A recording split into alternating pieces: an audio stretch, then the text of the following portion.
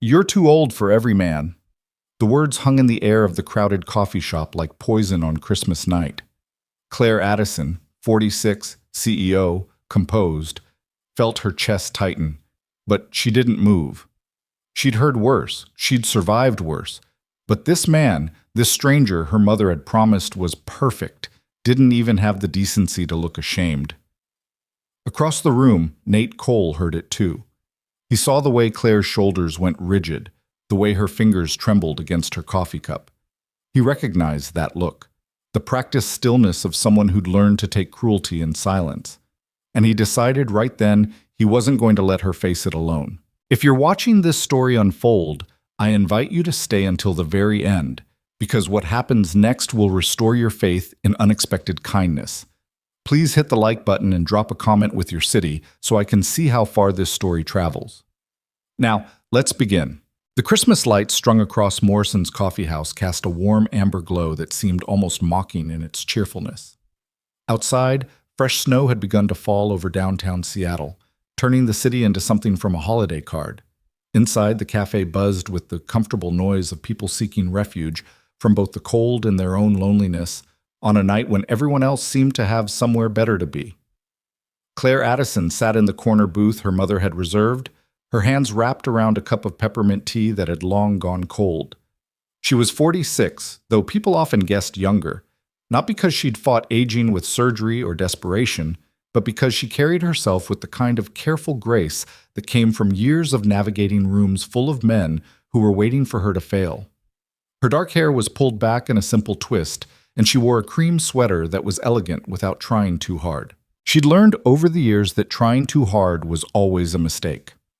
"So," the man across from her said, not looking up from his phone, "your mom says you run some kind of tech company?"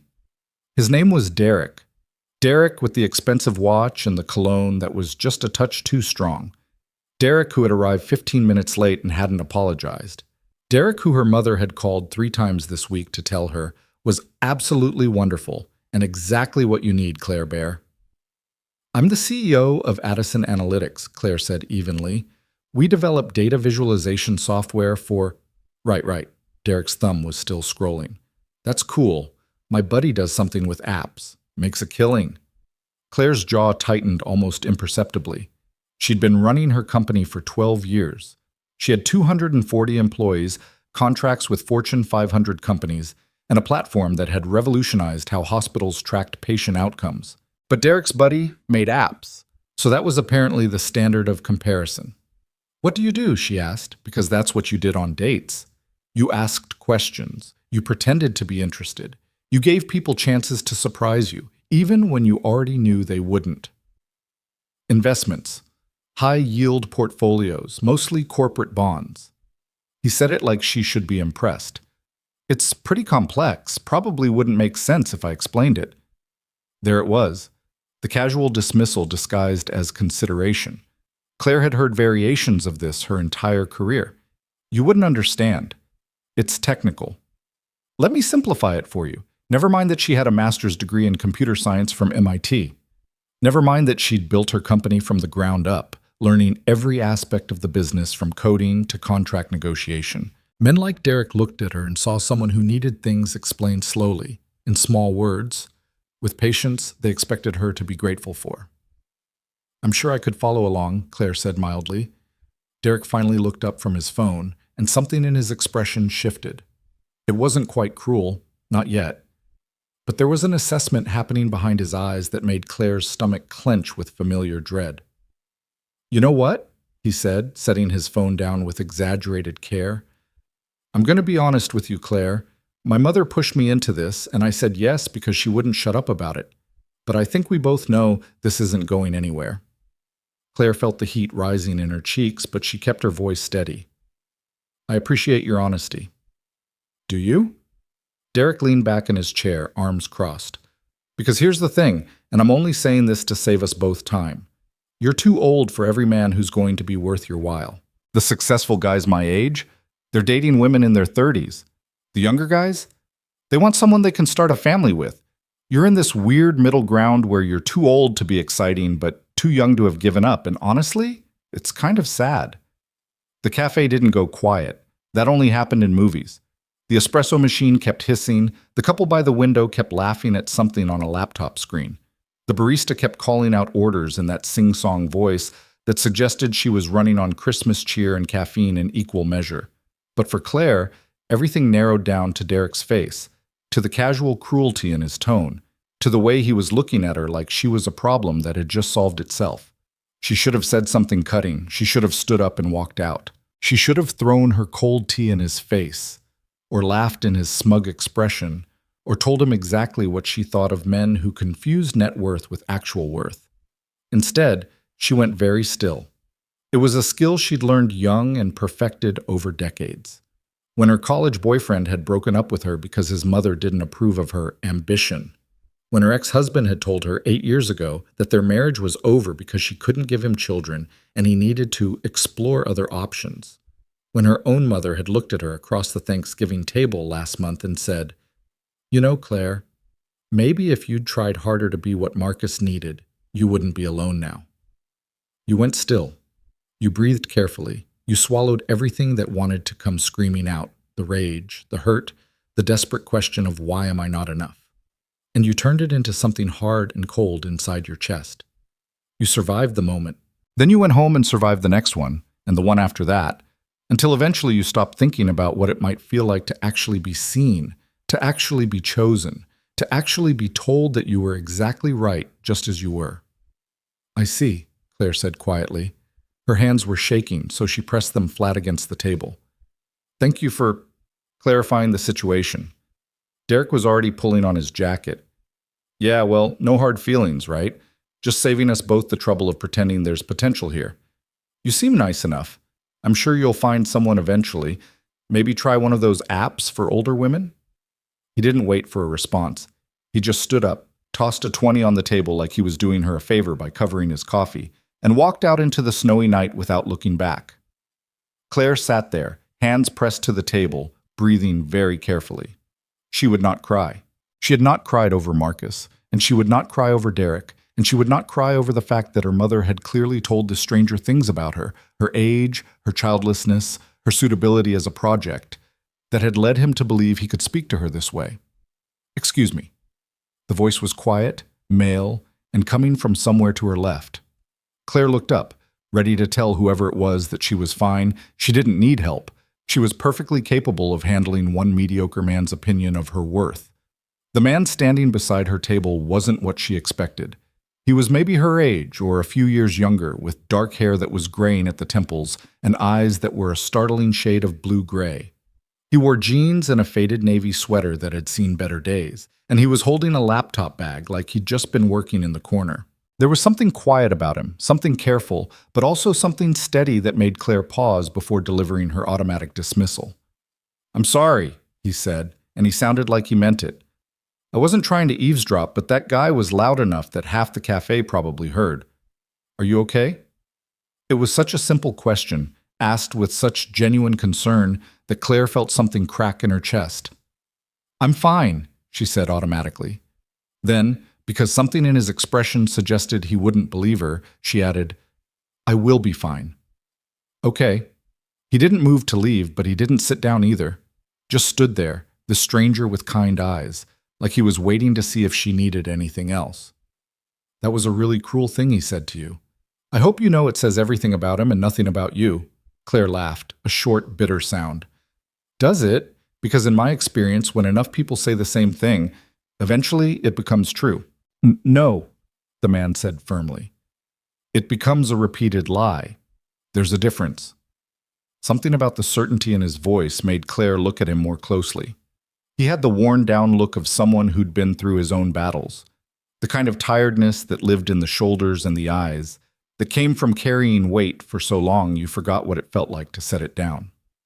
"I'm Nate," he said, offering his hand. "Nate Cole. And I promise I'm not trying to hit on you or take advantage of a bad situation. I saw what happened, and I couldn't not say something." Claire shook his hand. His grip was warm, solid. "Claire Addison. And thank you, but I'm okay. Really." "Okay," Nate nodded slowly. "I'll leave you alone then. But for what it's worth, that guy's an idiot. Anyone who can't see what's valuable about you isn't worth 5 minutes of your time. He turned to go, and Claire heard herself say, "Wait." Nate stopped, looked back. "Were you really working here on Christmas night?" Claire asked. "Or are you hiding from something too?" The smile that crossed Nate's face was rueful and understanding. "Little of both, if I'm honest. My daughter's with my ex-wife until tomorrow afternoon, and my apartment gets pretty quiet on holidays. Easier to be around other people, even if I'm not talking to them." "You have a daughter?" 7 years old, Emma. Nate's whole face softened. "She's everything, honestly. Best thing I ever did with my life." Claire felt the familiar ache in her chest, the one that never quite went away, the one that had ended her marriage and haunted her mother's every conversation. "That's wonderful. She's lucky to have a dad who clearly loves her so much." "I'm the lucky one," Nate said simply.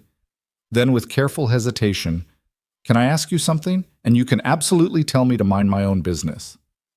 "Go ahead." "Why did you stay sitting there while he said those things to you? Someone like you, successful, clearly accomplished, why didn't you just walk out?" It was a fair question, but it still made Claire's throat tight. "Because I've learned that walking out doesn't change what people think. It doesn't change what they say to the next person, or the way they move through the world, believing they have the right to assess other people's worth. And maybe part of me wondered if he was right." "He's not," Nate said immediately. "He's absolutely not right." "You don't know me," Claire said softly. "You don't know anything about my life, or my choices, or why a 46-year-old woman is sitting alone in a coffee shop on Christmas night, letting her mother set her up on blind dates with men who think she's past her expiration date." "You're right," Nate agreed. "I don't know you. But I know cruelty when I hear it, and I know the kind of person who mistakes meanness for honesty. And I know that age is just a number people use when they're too lazy or too scared to see who's actually standing in front of them." Something in Claire's chest loosened, not much, but enough that she could take a full breath for the first time since Derek had walked out. "That's a nice thought." "It's not a thought, it's true." Nate shifted his laptop bag from one shoulder to the other. "Look, I really will leave you alone if you want.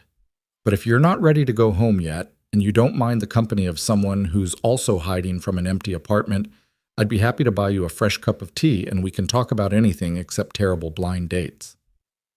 Claire looked up at this stranger with his kind eyes and his worn sweater, and she made a decision that felt both terrifying and necessary. "I'd like that," she said. "I'd really like that." Nate Cole had not planned on this. He'd planned on spending Christmas evening doing exactly what he'd been doing when he overheard Derek's cruelty. Working through a backlog of security patches while drinking mediocre coffee and pretending the holiday lights strung around the cafe made him feel festive rather than hollow. He'd perfected this routine over the past 3 years, ever since his divorce had turned holidays into a carefully negotiated schedule of who got Emma when, and how to split the magic of Christmas morning into something that fit everyone's legal requirements. But then he'd heard that man's voice, casual, dismissive, cruel, and he'd looked up from his laptop to see a woman sitting very still, her hands pressed flat against the table like she was trying to hold herself together through sheer force of will. And Nate had recognized that look.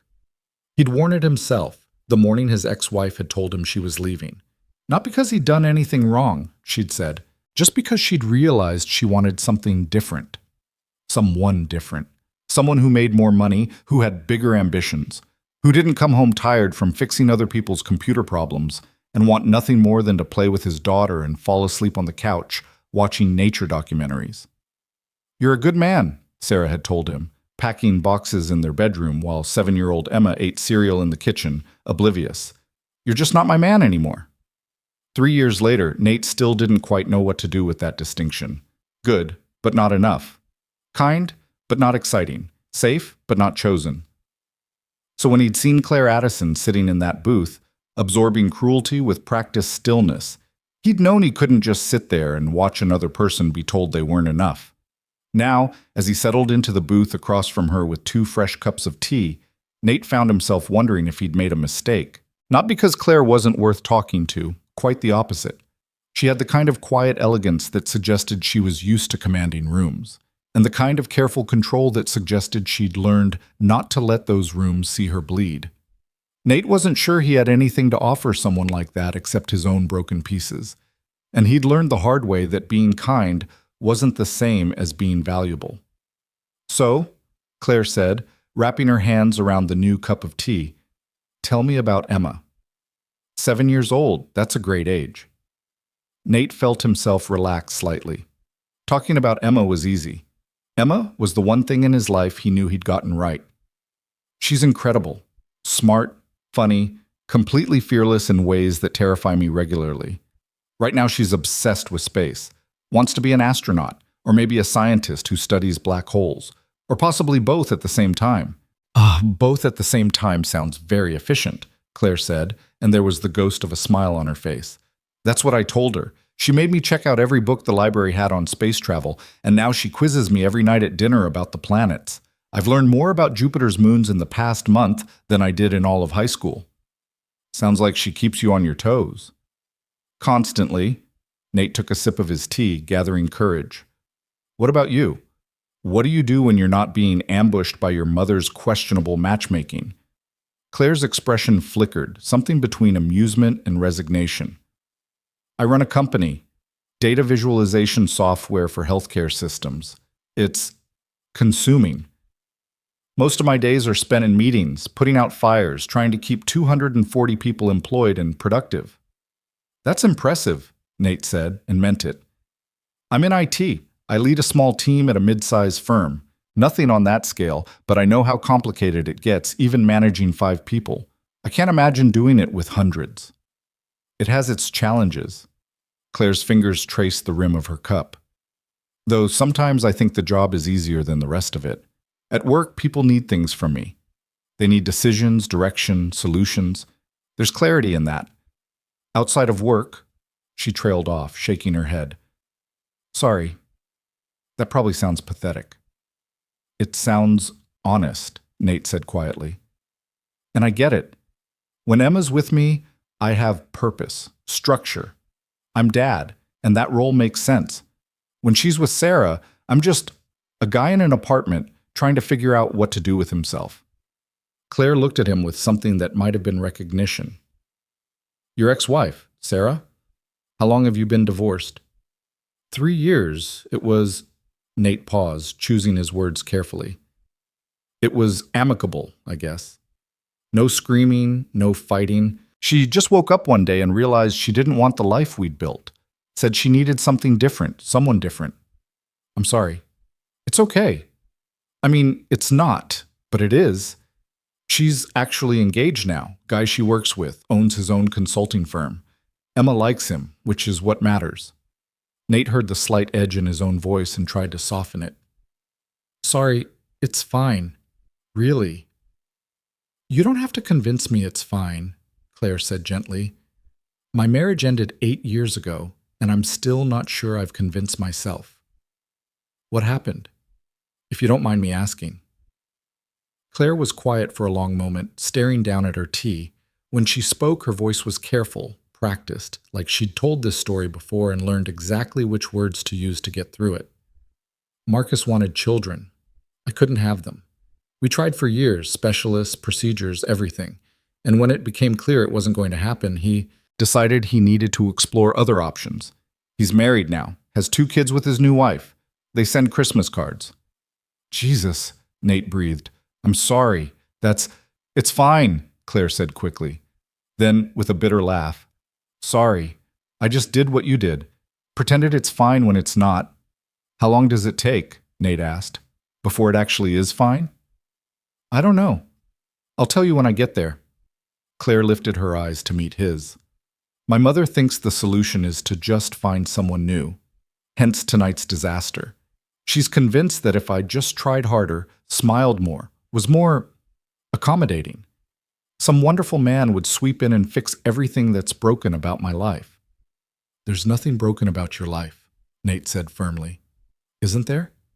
Claire's voice was soft, almost wondering. I'm 46, Nate. No husband, no children, no prospects. I work 80 hours a week because going home to an empty house feels like failure. My mother looks at me like I'm a problem she can't solve. And men like Derek look at me like I'm already past relevance. She stopped, seeming surprised by her own honesty. Sorry, you asked me to coffee, not therapy. I asked you to tea, Nate corrected gently. And you can tell me anything you want, or nothing at all. But for what it's worth, nothing you just described sounds like failure to me. It sounds like a life that's different from what you expected, which isn't the same thing as broken. Claire studied him for a long moment. You're very kind. Is that what got you through your divorce? Just being relentlessly kind to yourself? Nate laughed, a real laugh, surprised out of him. God, no. I'm terrible to myself. I spent the first year convinced it was my fault, that if I'd been more ambitious, made more money, been more exciting, Sarah wouldn't have left. The second year, I was just angry. And this past year, I've been trying to figure out who I am when I'm not someone's husband or just Emma's dad. And? Have you figured it out? Not even close, Nate admitted, but I'm learning that maybe that's okay. Maybe none of us are supposed to have it all figured out. We just do the best we can with what we have, and we try to be kind to other people and eventually to ourselves. That sounds very wise. It sounds very much like something my therapist says to me every week, Nate said ruefully. I'm working on believing it. They talked for another hour, easy conversation that surprised them both with its comfort. Claire told him about building her company from nothing, about the satisfaction of solving impossible problems and the loneliness of being the one everyone looked to for answers. Nate told her about raising Emma alone, about the terror of being responsible for another human being, and the joy of watching her become exactly who she was meant to be. They didn't talk about Derek or Sarah or Marcus or any of the people who had looked at them and decided they weren't enough. They talked about space and data and the strange magic of snow on Christmas night. They talked about books and coffee and whether pineapple belonged on pizza. Claire said absolutely. Nate was scandalized. They talked like two people who'd forgotten what it felt like to be seen as whole, who were remembering in real time that maybe they still were. When the barista announced last call, they both looked surprised. I should go, Claire said, but she didn't move. Yeah, Nate agreed, not moving either. Outside, through the wide front windows, the snow was still falling.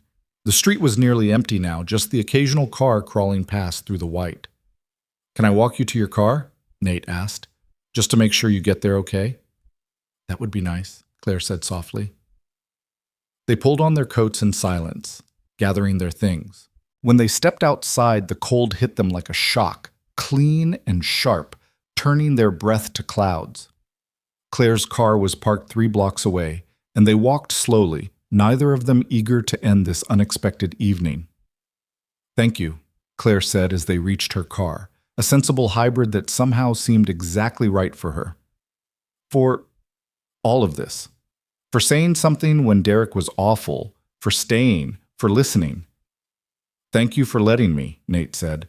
Then, before he could second-guess himself, can I ask you something? Of course. Why did you say yes to tonight? To the blind date? Claire was quiet, her breath making small clouds in the frozen air. Because my mother is relentless, and it was easier than saying no. And because some part of me still hoped that maybe she was right, that maybe there was someone out there who would look at me and see something worth choosing. She shook her head. Stupid, right? No, Nate said. Human. They stood there in the snow, two people who'd been broken by different hands but in similar ways, who'd learned to survive by going very still, by swallowing hurt, by convincing themselves that being alone was easier than hoping for something better. I don't want to do this, Claire said suddenly. Do what? Say goodbye and go home and pretend this was just a nice conversation with a stranger. I don't want to go back to my empty house and my mother's phone calls and men who look at me like I'm past my expiration date. Her voice was shaking now. I'm tired, Nate. I'm so tired of being told I'm too old, too broken, too late. I'm tired of believing them. Nate felt something crack open in his chest. Recognition, or courage, or maybe just the desperate need to tell someone else the truth he'd been hiding from himself. I'm tired too, he said quietly. I'm tired of being the good guy who wasn't good enough. I'm tired of going home to silence and wondering if I'm ever going to be anything more than just someone's almost. I'm tired of being kind to everyone except myself. Claire looked up at him, and her eyes were bright with unshed tears. What do we do about it? Nate didn't have an answer. He'd spent 3 years learning how to survive loneliness, not how to escape it. But standing there in the snow with this woman who understood, who'd been hurt by different people, but in the same fundamental way, he felt something shift, something small but significant, like the first crack in ice before the thaw. Maybe we start small, he said. Maybe we just don't say goodbye yet. Maybe we have coffee again, or tea, or whatever. Maybe we just see what it feels like to be around someone who doesn't need us to be anything except exactly who we are. That sounds terrifying, Claire whispered. Yeah, Nate agreed. It really does. They stood there in the falling snow, both of them scared of hoping again, both of them too tired not to try. One day at a time? Claire asked finally. One day at a time, Nate confirmed. Claire nodded slowly, then reached out and squeezed his hand, brief, warm, real. Good night, Nate. Merry Christmas. Merry Christmas, Claire. She got in her car and he watched her pull away, her taillights disappearing into the white. He should have gone home then. Should have gone back to his apartment and his silence and his carefully structured life. Instead, Nate turned and walked back up the snowy street, past the now dark coffee shop, until he found what he was looking for. A small flower shop, still lit up, the owner just starting to close. Nate knocked on the glass door. The owner, an older woman with kind eyes, looked up, saw him standing there in the snow, and smiled like she understood exactly what he needed. 5 minutes later, Nate was back in his car with a single white rose wrapped in simple paper, already texting Claire. Don't go to sleep yet, I have something for you. Her response came quickly. I'm still in my driveway, too scared to go inside to the silence. Stay there, Nate typed. 5 minutes. He drove through the snowy streets carefully, his heart pounding in a way it hadn't in years. This was insane. He barely knew this woman. She was a CEO, successful and accomplished, and he was just an IT guy with a modest apartment and a daughter who was his whole world. What did he possibly have to offer someone like Claire Addison? But then he remembered the look on her face when Derek had walked away, the practiced stillness, the swallowed hurt. And he remembered his own reflection in the bathroom mirror on the nights Emma wasn't there, the same exhaustion, the same quiet desperation, the same terrible certainty that he'd somehow missed his chance at being chosen. Maybe kindness was enough. Maybe showing up was enough. Maybe sometimes the bravest thing you could do was hand someone a single flower and tell them, without words, that they were worth seeing. Claire's house was a small craftsman in a quiet neighborhood, lights glowing warm through the windows. Her car was in the driveway, and she was sitting behind the wheel, staring straight ahead like she was gathering courage. Nate parked behind her and got out, the white rose in his hand. Claire saw him through her rearview mirror and stepped out of her car, confusion and something that might have been hope crossing her face. Nate? What are you— I couldn't let you go home without this, Nate said, holding out the rose. His hand was shaking slightly, but his voice was steady. You said you're tired of being told you're too old, too broken, too late. I wanted you to have something that says the opposite. Something that says you're exactly right, exactly enough, exactly on time. On. Claire took the rose, staring down at it like she couldn't quite believe it was real. When she looked up, tears were streaming down her face. Why did you do this? Because you deserve it, Nate said simply. Because everyone deserves to be reminded that they're valued. And because— He paused, gathering courage. Because I needed to remind myself that it's okay to try, to hope, to believe that maybe we're not too late after all. Claire laughed through her tears, a sound that was half sob, half wonder. This is the nicest thing anyone has done for me in years. Then people have been failing you, Nate said quietly, and I'm sorry for that. They stood there in the snow, in the glow of her porch light, two broken people holding onto a single white rose, and the fragile possibility that maybe, just maybe, they could help each other remember what it felt like to hope. Thank you, Claire whispered, for seeing me, for staying, for this. Thank you for letting me, Nate said.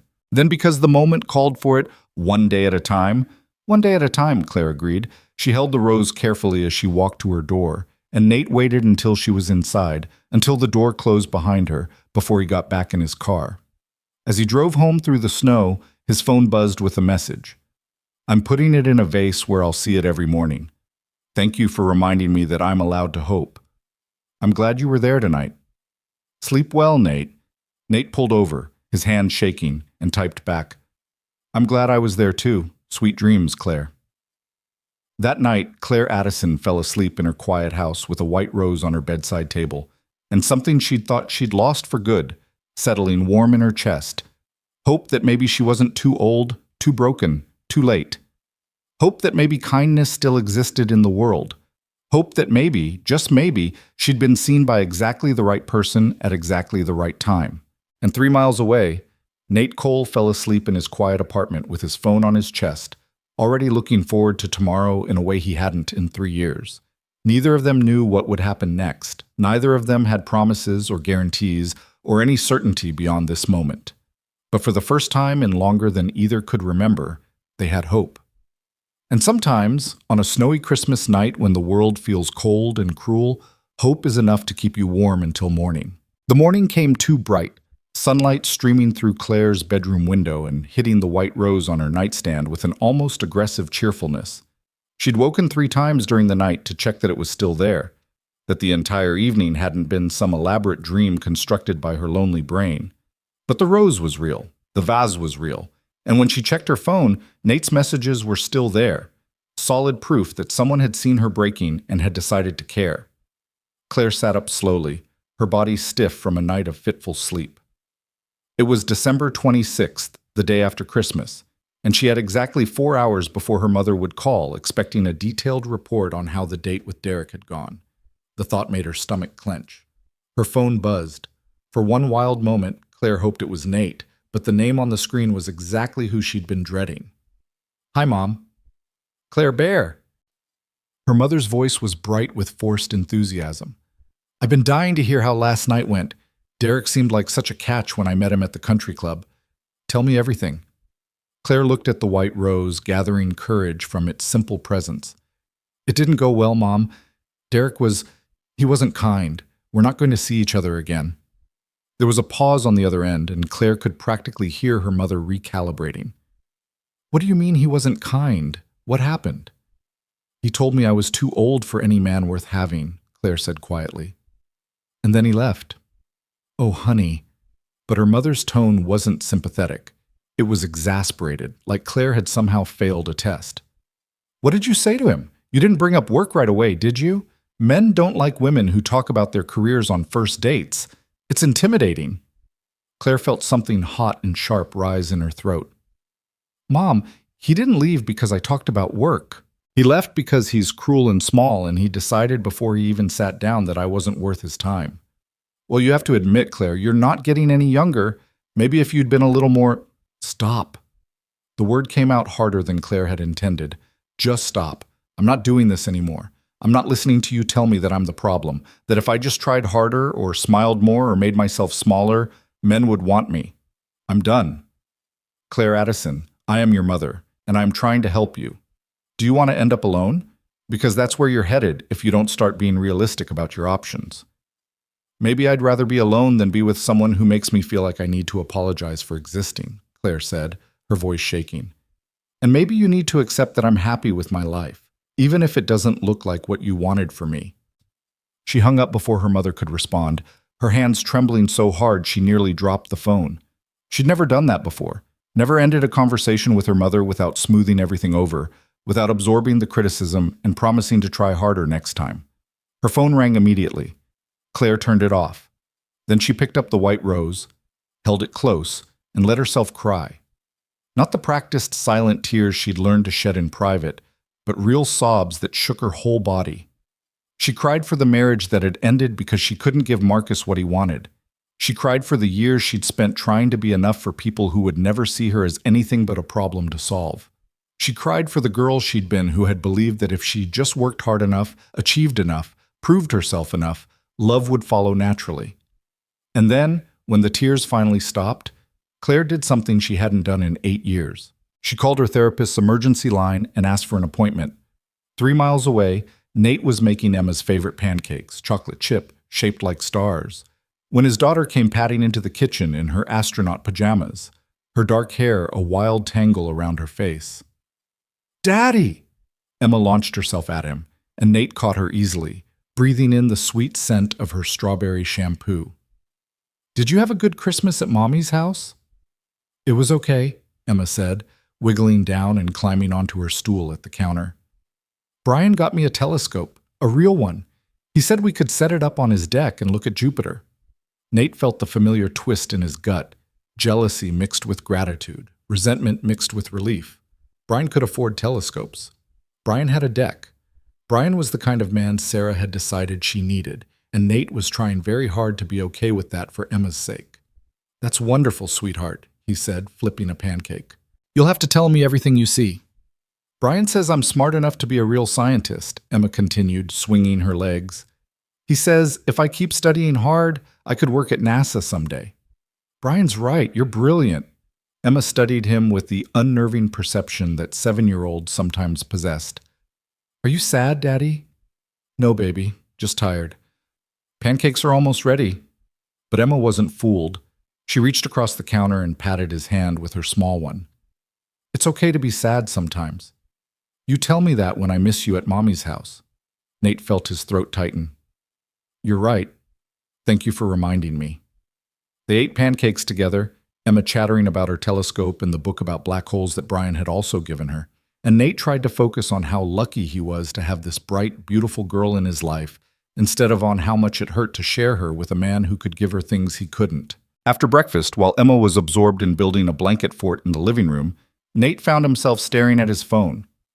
He'd checked it 17 times since waking up, hoping for a message from Claire. Nothing. Maybe she'd woken up and realized that accepting a flower from a stranger was impulsive and weird. Maybe she'd decided that whatever had passed between them last night was just holiday loneliness and nothing more. His phone buzzed. Emma's name flashed on the screen, but not his Emma. Sarah.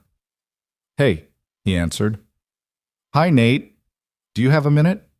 There was something in her tone that made him wary. "Sure, what's up?" "Brian and I have been talking, and we wanted to run something by you. He's been offered a position in Denver. It's a huge opportunity for him, and we're thinking of taking it." Nate's world tilted. Denver. As in Colorado Denver. As in 800 miles away Denver. "I know it's far, but we'd work out a schedule. Longer visits, holidays, summers with you. We'd make it work." "Sarah." Nate's voice was very calm, very controlled. "You want to move our daughter 800 miles away so your fiancé can take a job. It's not just about the job. It's about our future as a family. Brian wants to marry me, Nate. He wants us to build a life together." "And what about Emma's life here, her school, her friends, her father?" "You'd still see her, just differently. And think about the opportunities for her there. Better schools, more resources, the mountains." "No." The word came out harder than Nate intended. "Absolutely not. I'm not agreeing to this." "Nate, be reasonable." "I am being reasonable. You left me, Sarah. You decided you wanted something different, someone different, and I accepted that. I've been nothing but cooperative about custody and holidays and your engagement, but I'm not letting you take my daughter to another state because it's convenient for Brian's career. This isn't about convenience. It's about what's best for all of us. What's best for Emma is having both her parents actively in her life. Not seeing her father a few times a year when the custody schedule allows it." Sarah was quiet for a moment. When she spoke again, her voice was tight. "I was hoping we could discuss this like adults." "We are discussing it like adults, and my answer is no. If you want to move to Denver, that's your choice. But Emma stays here." "You can't just decide that unilaterally. Watch me. I'll fight you on this, Sarah. I'll get a lawyer if I have to. But I'm not losing my daughter because you've decided to start a new life." He hung up, his hands shaking with fury and fear. Emma was still building her fort, singing softly to herself, completely unaware that her mother wanted to take her away. Nate sank onto the couch, his head in his hands. His phone buzzed again. This time it was Claire. "Good morning. I hope you slept well. I've been looking at the rose all morning and trying to figure out how to thank you properly. Words seem insufficient. Nate stared at the message, something in his chest loosening slightly. He typed back, "No thanks needed." "How are you doing today?" The response came quickly. "Honestly, I just hung up on my mother for the first time in my life, turned off my phone, and cried for an hour. Now I'm sitting on my couch wondering if I'm having a breakdown or a breakthrough." "Probably both," Nate wrote. "Want company?" "I have Emma today, but if you don't mind a 7-year-old who will definitely ask you about space, we could bring lunch." There was a longer pause this time. Nate started to worry he'd overstepped, pushed too hard, assumed too much. Then, "I would love that, but only if you're sure. I'm not really fit for company right now." "Neither am I," Nate admitted. "Just got off the phone with my ex-wife. She wants to move to Denver and take Emma with her." "Oh, Nate, I'm so sorry." "Yeah, so we can be not fit for company together." "What do you say?" "I say yes. Come whenever you're ready." Nate looked up to find Emma watching him from her fort, her expression curious. "Daddy? Who are you texting? You're smiling." "A friend," Nate said. "How would you feel about going to visit her today? She has a really nice house, and I bet she'd love to hear about your telescope." "Does she like space?" "I don't know, but I bet she'd love to learn about it from you." Emma considered this seriously. "Okay, but we should bring cookies. Grandma says you always bring cookies when you visit someone new." "Your grandma is very smart. Let's make cookies." They spent the next hour in the kitchen, Emma standing on a stool to help measure flour and chocolate chips, chattering about the differences between terrestrial and Jovian planets, while Nate tried not to think about custody lawyers and 800-mile distances. When the cookies were cooling on the counter, Emma announced that she needed to change into her meeting new people dress, a purple thing with stars on it that she'd insisted on buying with her birthday money. By the time they pulled up to Claire's house, Nate's anxiety was back in full force. What was he doing, bringing his daughter to meet a woman he'd known for less than 24 hours? What if Emma said something embarrassing? What if Claire took one look at his life, single dad, custody battles, modest means, and decided he was too complicated to bother with? But then Claire opened the door, and all of Nate's anxiety evaporated. She looked different in daylight, softer somehow, more real. She'd pulled her hair back in a loose ponytail, and she was wearing jeans and a soft gray sweater. Her eyes were red-rimmed, like she really had been crying, but she was smiling as she looked down at Emma. "Hi," Claire said. "You must be Emma. Your dad's told me you're going to be an astronaut." Emma looked up at her with serious consideration. "Maybe. Or a scientist. I haven't decided yet. I'm 7, so I have time." "That's very wise," Claire said gravely. "I didn't know what I wanted to do until I was much older than 7. What do you do now?" "I run a company that helps hospitals keep track of important information. It's not as exciting as space, but it helps people." Emma nodded, apparently satisfied. "We brought cookies. Daddy and I made them. They're chocolate chip." "My favorite," Claire said, stepping back to let them in. "Come in, please." Her home was warm and comfortable. Not the sterile showplace Nate had half expected, but lived in and personal. Books everywhere, comfortable furniture, framed photos of places she'd traveled. On the kitchen counter in Pride of Place sat the white rose in its simple vase. Emma spotted it immediately. "That's pretty. Did someone give you flowers?" "Your dad did," Claire said softly, meeting Nate's eyes. "Last night." "That's because Daddy's nice," Emma announced. "He gives me flowers sometimes too. Daisies are my favorite." "Daisies are excellent flowers," Claire agreed. "Would you like some lunch? I have sandwich stuff, or I could order pizza if you'd prefer." "Pizza," Emma said immediately, then looked at her father. "Is that okay, Daddy?" "Pizza sounds perfect," Nate said. While they waited for the delivery, Emma gave Claire an enthusiastic lecture on the Jupiter system, complete with drawings on Claire's notepad showing the orbits of the Galilean moons. Claire listened with genuine interest, asking questions that made Emma light up with the joy of sharing something she loved. Nate watched them together, this woman he barely knew and his daughter who was everything to him, and felt something shift in his chest. Claire wasn't performing interest or tolerating Emma's presence.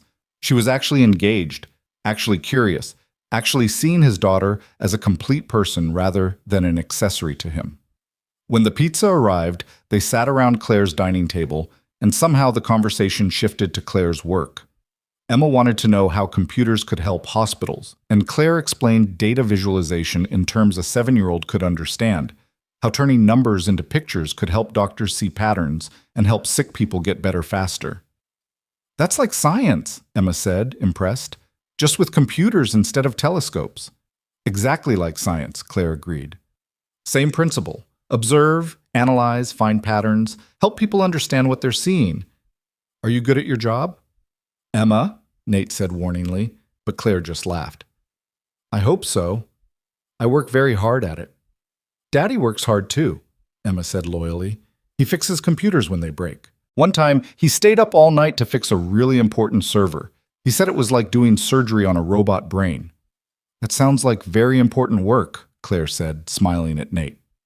After lunch, Emma announced that she needed to read her new Black Holes book, and she settled onto Claire's couch with the serious concentration of someone on a research mission. That left Nate and Claire in the kitchen, cleaning up pizza boxes and trying to navigate the strange intimacy of last night versus the practical reality of today. "She's wonderful," Claire said quietly. "You've done an amazing job with her." "Thank you. She's pretty great." Nate hesitated. "I'm sorry for bringing her without more warning. Don't apologize. I'm glad you're both here." Claire leaned against the counter, her arms wrapped around herself. "I meant what I texted. Today's been hard. Having you here helps." "Want to talk about it?" Claire glanced toward the living room where Emma was absorbed in her book. "Maybe later? When little ears aren't around?" "Fair enough." Nate stepped closer, lowering his voice. "The thing with Sarah, my ex, it's not going to be simple. If she pushes this Denver thing, it could get ugly. Lawyers, court, all of it. I don't want to drag you into complicated when we're just whatever we are." "What if I want to be dragged?" Claire asked softly. "What if complicated doesn't scare me?" "It should. I'm a mess, Claire. Single dad, custody battles, an apartment I can barely afford, an ex-wife who's marrying a guy who can give Emma everything I can't. You're successful, accomplished, together. You could have anyone." "Except I can't," Claire said, and there was an edge to her voice now. "Didn't you hear what Derek said last night? I'm too old for anyone worth having, and my mother agrees with him. She thinks I'm the problem, that if I just tried harder to be less ambitious, less successful, less myself, someone might finally want me. That's not... I hung up on her this morning. My mother. I've never done that before. I've always just absorbed it, apologized, promised to do better. But today I told her I was done listening to her tell me I'm not enough." Claire's voice was shaking. "And now I'm terrified, Nate, because if I stop trying to be what everyone else wants, what if I discover that this is all there is? What if I really am just a 46-year-old woman with a successful career and an empty house and no prospects?" Nate set down the dish towel he'd been holding and crossed the distance between them. He took Claire's hands in his, holding her gaze. "Then you're a 46-year-old woman who built something extraordinary from nothing, who leads hundreds of people, who has the courage to hang up on someone who won't see her worth. That's not nothing, Claire. That's everything." "It doesn't feel like everything," she whispered. "It feels like I traded all the things I was supposed to want for things that don't keep me warm at night." Maybe the "supposed to" is the problem. Maybe we've both been so busy trying to be what other people needed that we forgot to ask what we needed. Claire looked up at him, her eyes bright with unshed tears. "What do you need, Nate?" The question hung between them, enormous and terrifying. Nate thought about Sarah telling him he was good, but not enough. He thought about Brian with his telescope and his deck and his job offer in Denver. He thought about all the nights he'd spent alone in his apartment, convincing himself that being kind was sufficient, that being a good father was enough, that wanting more was selfish. "I need," Nate said slowly, "to believe that being myself is worth something. That I don't have to be richer or more ambitious or more exciting to deserve to be chosen. I need to stop apologizing for being exactly who I am." "Then stop," Claire said fiercely. "Stop apologizing. Stop making yourself smaller. You showed up for a stranger last night because it was the right thing to do. You're raising a brilliant, kind daughter on your own. You work hard at a job that matters. You bought me a flower because you wanted me to feel valued. That's not nothing, Nate. That's everything." They stood there in her kitchen, hands clasped, both of them trembling with the weight of being seen. From the living room, Emma called out a question about event horizons, and the spell broke gently. "I should probably answer that," Nate said. "Probably," Claire agreed, but neither of them moved. Finally, Nate squeezed her hands once and stepped back. "One day at a time, right?" "One day at a time," Claire confirmed. They spent the rest of the afternoon in Claire's living room, Emma reading passages from her book and asking increasingly complex questions that had both adults scrambling to remember high school physics. When the winter sun started to sink low, painting the room in shades of gold and amber, Emma announced she was hungry again. "We should probably go," Nate said reluctantly. "Let you have your evening back. Or," Claire said carefully, "you could stay for dinner. If you want. I make a pretty good pasta." Emma's eyes lit up. "Can we, Daddy? Please?" Nate looked at Claire, saw the hope and fear in her expression that probably mirrored his own. They were moving fast. Too fast, probably. But maybe fast was okay when you'd both spent years moving nowhere at all. "We'd love to stay," he said. Dinner was chaotic and wonderful. Emma helped Claire cook, standing on a stool to stir the sauce and asking questions about everything from why onions made you cry to whether Claire had ever been to Italy. They ate at her dining table, Emma between them, chattering about her plans to visit the International Space Station someday and maybe bring her dad with her if he wasn't too scared. "I'll be terrified," Nate admitted, "but I'll go anyway because I'm not missing that." "What about you, Claire?" Emma asked. "Would you go to space?" Claire considered seriously. "I think I would. It would be scary, but some things are worth being scared for." She met Nate's eyes across the table, and he knew they weren't just talking about space anymore. After dinner, Emma crashed hard, falling asleep on Claire's couch with her head on Nate's lap. Claire brought a blanket to cover her, and then she and Nate sat in the quiet kitchen, speaking in whispers so they wouldn't wake her. "Thank you for today," Claire said. "I didn't realize how much I needed company until you were here. Thank you for letting us invade your space. I know we're a lot." "You're not too much. You're just right." Claire paused. "Can I ask you something about Sarah and Denver?" "Yeah." "What are you going to do?" Nate was quiet for a long moment, staring down at his coffee. "Fight. I'll get a lawyer, file for modification of the custody agreement. Do whatever I have to do to keep Emma here. Sarah made her choice when she left. She doesn't get to make this choice too." "That's going to be expensive and hard." "I know, but Emma's worth it. She's worth everything." "You're a good father," Claire said softly. "I'm trying. Some days that feels like enough. Other days—" He trailed off, shaking his head.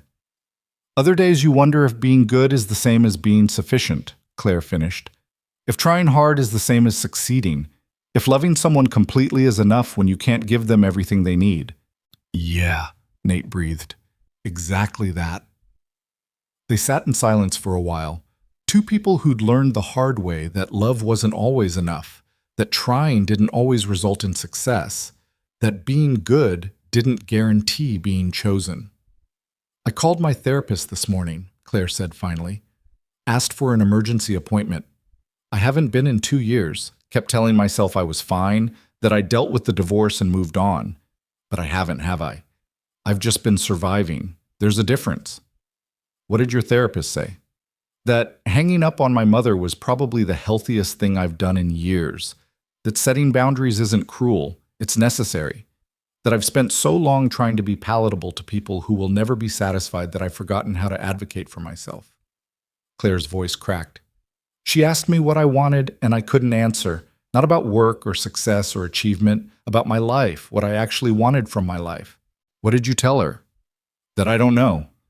That I've been so focused on proving I'm enough despite my age, despite not having children, despite being alone, that I stopped asking what enough even means to me." Claire looked at him, her eyes swimming. "What do you want, Nate? Not for Emma, not from your job. What do you want for yourself?" Nate thought about all the careful answers he'd practiced over 3 years of therapy. He thought about the way he'd learned to redirect conversations away from his own needs, to frame everything in terms of being a good father, a reliable employee, a helpful friend. He thought about Sarah asking him what he wanted and him having no answer except whatever makes you happy. "I want to matter," he said finally, "not just as Emma's dad or as the IT guy who fixes things. I want someone to choose me because of who I am, not despite it. I want to stop feeling like I have to earn the right to take up space in someone's life." "Oh, you matter," Claire said fiercely. "You matter to Emma, and you matter to me. You've known me for 24 hours. And in those 24 hours, you've shown me more kindness than most people show in years. You saw me hurting, and you did something about it. You brought your daughter to meet me because you thought I needed company. You're here, now, at 9 o'clock on the day after Christmas, when you could be home putting Emma to bed in her own room. You matter, Nate. Don't let anyone convince you otherwise." Nate felt something break open in his chest, something that had been locked tight since Sarah had told him he was good, but not enough. "I don't know how to do this," he admitted. "How to let someone in again. How to hope without protecting myself from the inevitable disappointment." "Me neither," Claire said. "But maybe we figure it out together, one day at a time, remember?" From the living room came a sleepy voice. "Daddy?" Nate stood quickly, moving to the couch where Emma was sitting up, rubbing her eyes. "Hey, sweetheart. Sorry, did we wake you?" "No, I had a dream about black holes." Emma yawned hugely. "Are we going home soon?" "Yeah, baby. Let's get your shoes on." While Nate helped Emma into her coat, Claire packed up the leftover cookies in a container. At the door, Emma surprised them both by hugging Claire tightly. "Thank you for letting us visit. You're really nice. Can we come back?" Claire crouched down to Emma's level, her expression soft.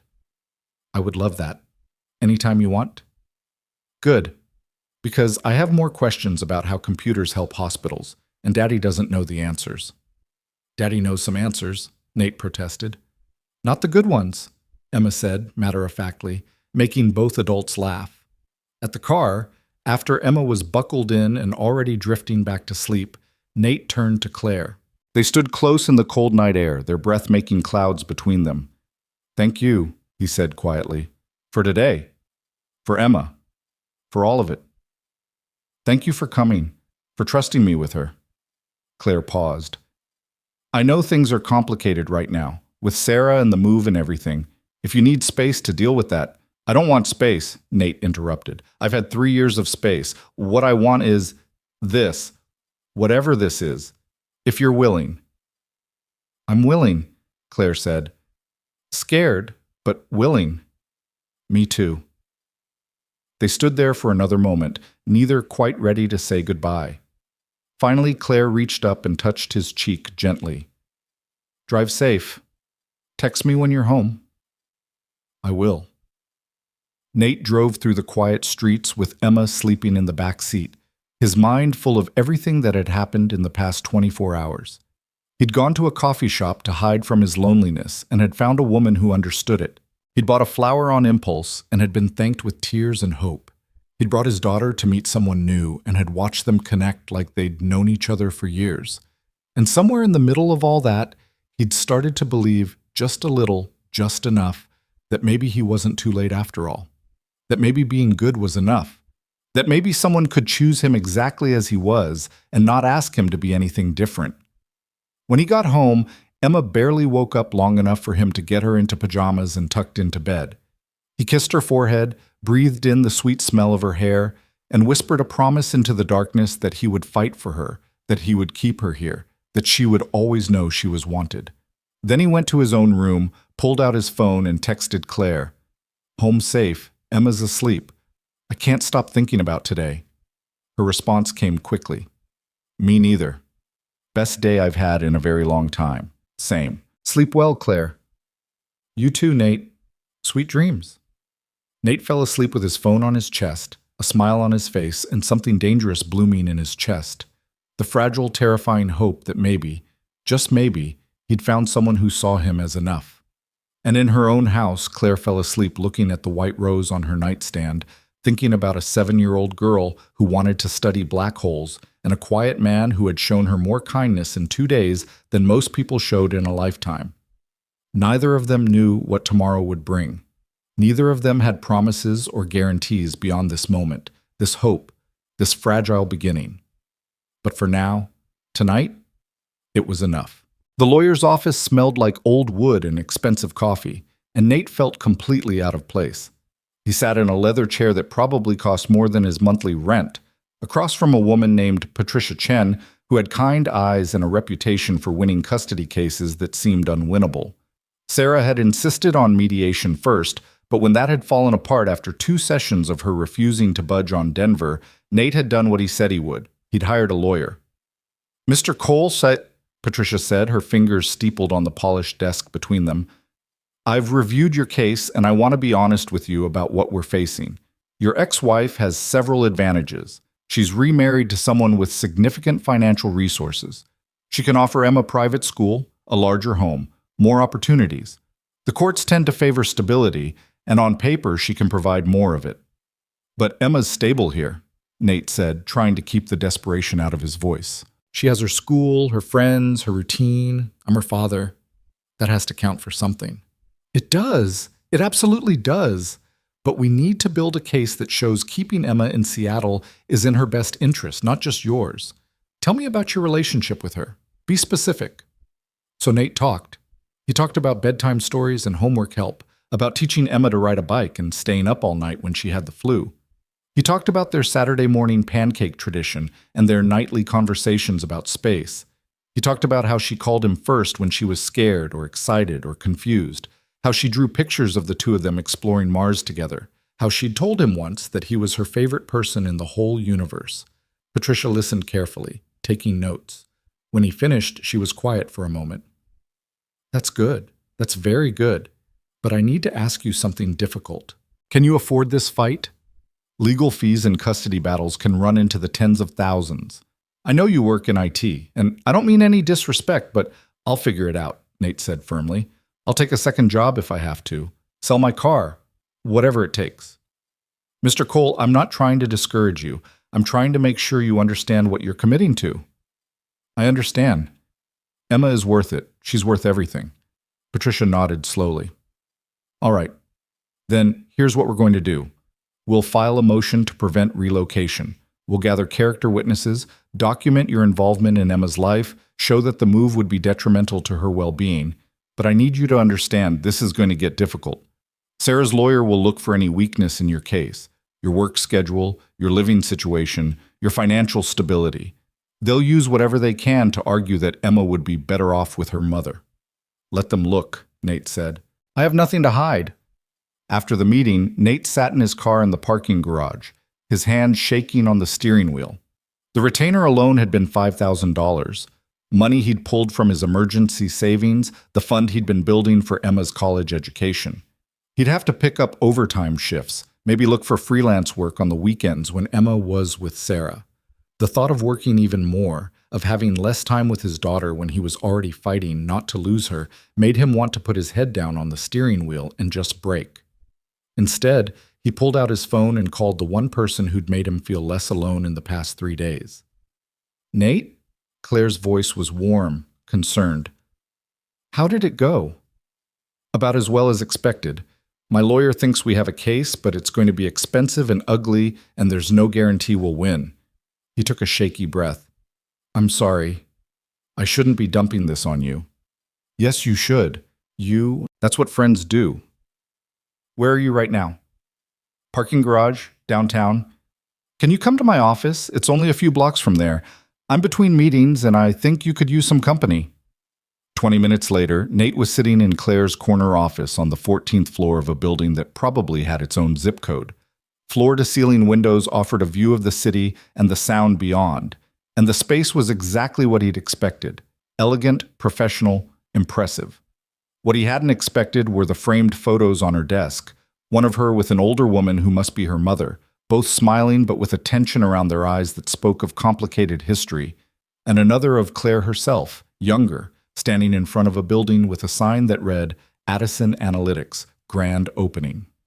"That was 12 years ago," Claire said, following his gaze. "I was 34, terrified, and convinced I was going to fail spectacularly." "But you didn't." "No, Though some days I still wake up waiting for it all to fall apart. She gestured to the chair across from her desk. Tell me what the lawyer said. All of it. So Nate did. He told her about the motion, the character witnesses, the tens of thousands this would likely cost before it was over.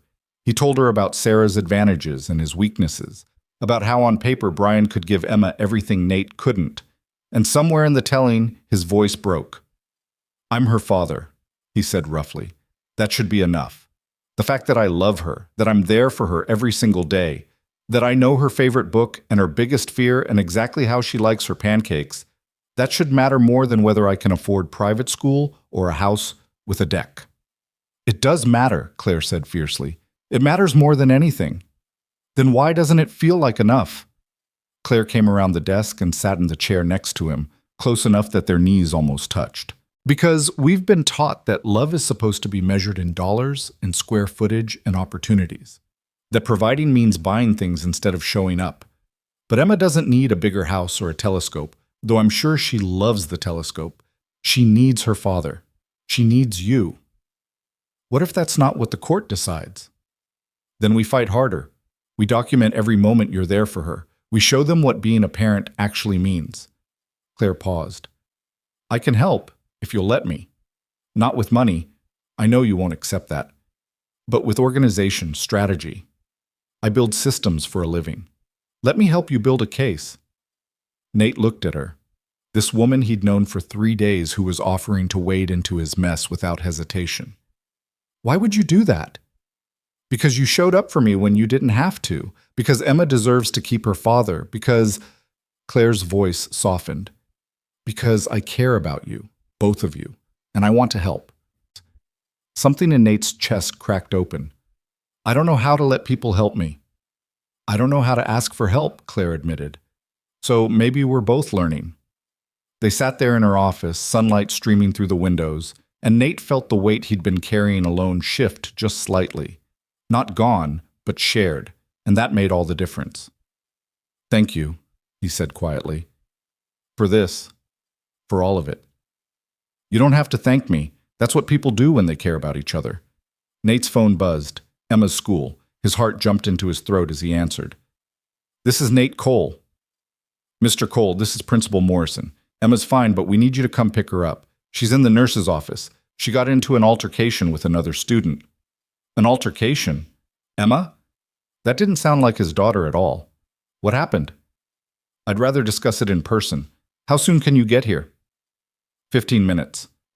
He stood abruptly, already reaching for his jacket. Claire stood too. What's wrong? Emma got into a fight at school. I have to go. I'm coming with you. Claire, you don't have to. I know I don't have to. I want to. Unless you'd rather handle it alone. Nate looked at her, at the genuine concern in her eyes, and made a decision. I'd like the company. They took Claire's car, a hybrid that was practical and comfortable and somehow exactly right for her. Nate sat in the passenger seat, his leg bouncing with anxiety, while Claire drove with calm efficiency through the midday traffic. She's never been in trouble before, Nate said. Never. She's the kid who reminds other kids to follow the rules. Something must have really upset her. Then we'll find out what and handle it, Claire said simply. Together. The school was a low brick building in a quiet neighborhood, with colorful murals painted on the walls and a playground that had seen better days. Nate had walked Emma through these doors every morning for 3 years, had attended every parent-teacher conference and school play. This building was as familiar to him as his own apartment. Principal Morrison met them in the office, a tall woman with graying hair and an expression that managed to be both stern and sympathetic. Mr. Cole, thank you for coming so quickly. This is Claire Addison, Nate said, then realized he had no idea how to explain who she was. She's a friend, Claire supplied smoothly. I hope it's all right that I came. Of course. Emma's in the nurse's office with an ice pack. She has a split lip, but she's okay. The other child, Tyler Bennett, has a bloody nose. Emma gave someone a bloody nose? Nate couldn't reconcile that image with his gentle daughter who cried when they had to release caterpillars from the butterfly garden. From what the other students tell us, Tyler said something that upset Emma very much. She asked him to stop. He didn't, and she punched him. Principal Morrison's expression was carefully neutral. We have a zero-tolerance policy for violence, Mr. Cole. You know that. Can I talk to her? Find out what he said? Of course. But regardless of what provoked it, Emma will need to be suspended for 3 days. I'm sorry, but those are the rules. Nate's mind was already racing. 3 days meant missing work, rearranging his schedule, possibly having to bring Emma to the office with him. But that was a problem for later. Right now, he needed to see his daughter. Emma was sitting on the nurse's cot, holding an ice pack to her mouth, her eyes red from crying. When she saw Nate, she started crying harder. Daddy, I'm sorry. I'm so sorry. Nate crossed the room in 3 strides and pulled her into his arms, careful of her injured lip. Hey, it's okay. You're okay. Tell me what happened. Tyler said, Emma's voice broke. He said that Mommy was leaving because of me, that she was moving to Denver because I wasn't a good enough daughter to make her want to stay. Nate felt rage surge through him, hot and protective. He forced his voice to stay calm. And what did you do? I told him that wasn't true, that Mommy was moving because of her job and because she loves Brian, but he kept saying it, and everyone was listening, and I asked him 3 times to stop. Emma looked up at him with devastated eyes. I asked him to stop, Daddy, just like you taught me, but he wouldn't, and I got so mad, and then I hit him. Okay, Nate said, smoothing her hair back. Okay, sweetheart. Am I in trouble? You're suspended for 3 days, but we'll talk about that later. Right now, I just need to know, are you okay? Does your lip hurt? A little, but I'm more sad than hurt. Emma noticed Claire standing in the doorway, and her eyes widened. Claire, what are you doing here? Claire stepped forward carefully. Your dad called me, and I wanted to make sure you were all right. Is it okay that I'm here? Emma nodded, then reached out for Claire's hand. Tyler was being really mean. I heard, Claire said gently, sitting on the cot next to her. And I'm sorry someone said something so hurtful to you. It's not true, right? Mommy's not leaving because of me? Claire looked at Nate, silently asking permission. He nodded slightly. No, sweetheart, Claire said firmly. Your mommy is making choices about her own life and her own future. Those choices have nothing to do with you not being good enough. You're more than good enough. You're brilliant and kind and brave. But I hit someone. That's not brave. No, Claire agreed. That's not the best choice. But standing up for yourself when someone is being cruel, that took courage. You just need to find better ways to do it. That's what Daddy always says. Use your words, not your hands. Your daddy's very smart, Claire said. After talking with Principal Morrison and agreeing to the suspension, they drove Emma home. She fell asleep in the back seat, exhausted from the emotional upheaval, and Nate sat in the passenger seat feeling like he'd aged 10 years in one afternoon. I need to call Sarah, he said quietly. Let her know what happened. Do you want privacy? No, stay, please. The call went about as well as Nate expected. Sarah was horrified that Emma had been in a fight, concerned about the suspension, and completely missed the point when Nate tried to explain what had triggered it. Kids say mean things, Nate. Emma needs to learn to handle that without resorting to violence. A kid told our daughter that you were abandoning her because she wasn't good enough. That's not just mean, Sarah. That's cruel. And it's rooted in truth. You are leaving her. I'm not abandoning her. We've been over this. Denver is a great opportunity.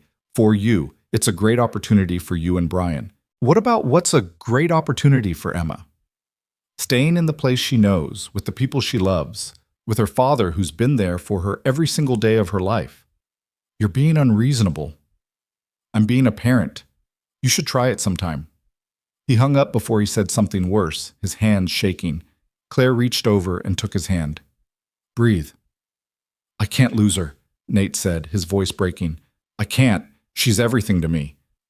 I know, and we're going to fight for her, but right now she needs you to be calm and present. Can you do that? Nate took a shaky breath, then another. Yeah, I can do that.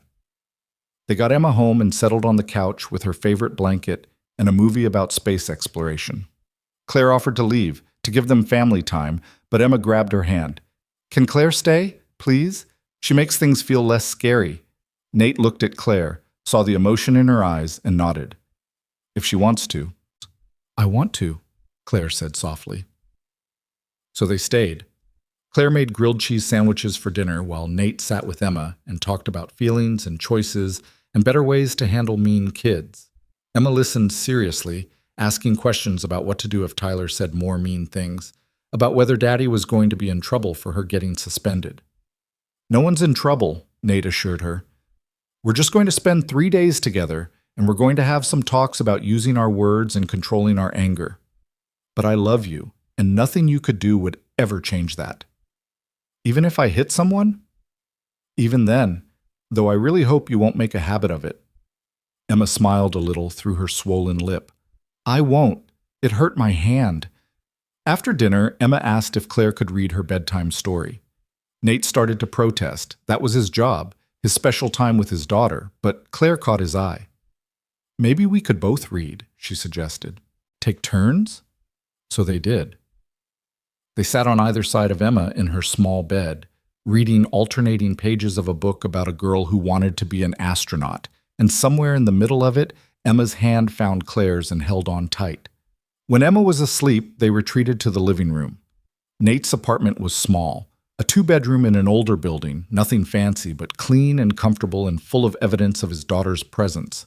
Drawings covered the refrigerator, library books were stacked on every surface, and a half-built model of the solar system dominated the dining table.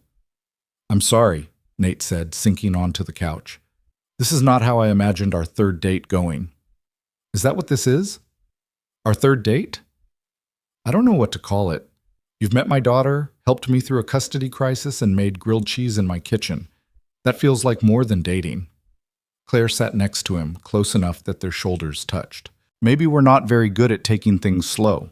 Maybe taking things slow is overrated when you're both tired of waiting for your life to start. They sat in comfortable silence for a moment. Then Claire said carefully, Can I tell you something about why I wanted to come today? Of course. When Emma grabbed my hand and asked me to stay, I felt something I haven't felt in 8 years, like I mattered to someone. Not because of what I could do for them or provide for them, but just because I was there and they wanted me to be. Claire's voice was thick with emotion. Marcus left because I couldn't give him children. He looked at me and saw only what I couldn't do, what I couldn't be. But today, Emma looked at me like I was exactly what she needed, exactly when she needed it, and I didn't have to be anyone except who I am. Nate turned to face her, taking both her hands. You are exactly what we both needed.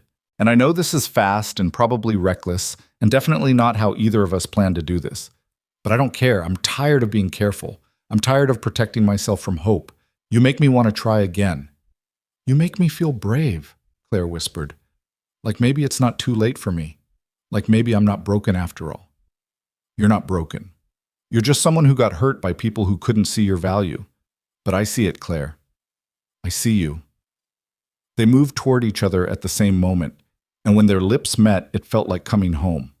The kiss was soft and careful and full of all the things they hadn't yet found words for, hope and fear, and the desperate need to believe that maybe, this time, choosing to try wouldn't end in heartbreak. When they pulled apart, Claire was crying. I'm sorry. I don't know why I'm crying.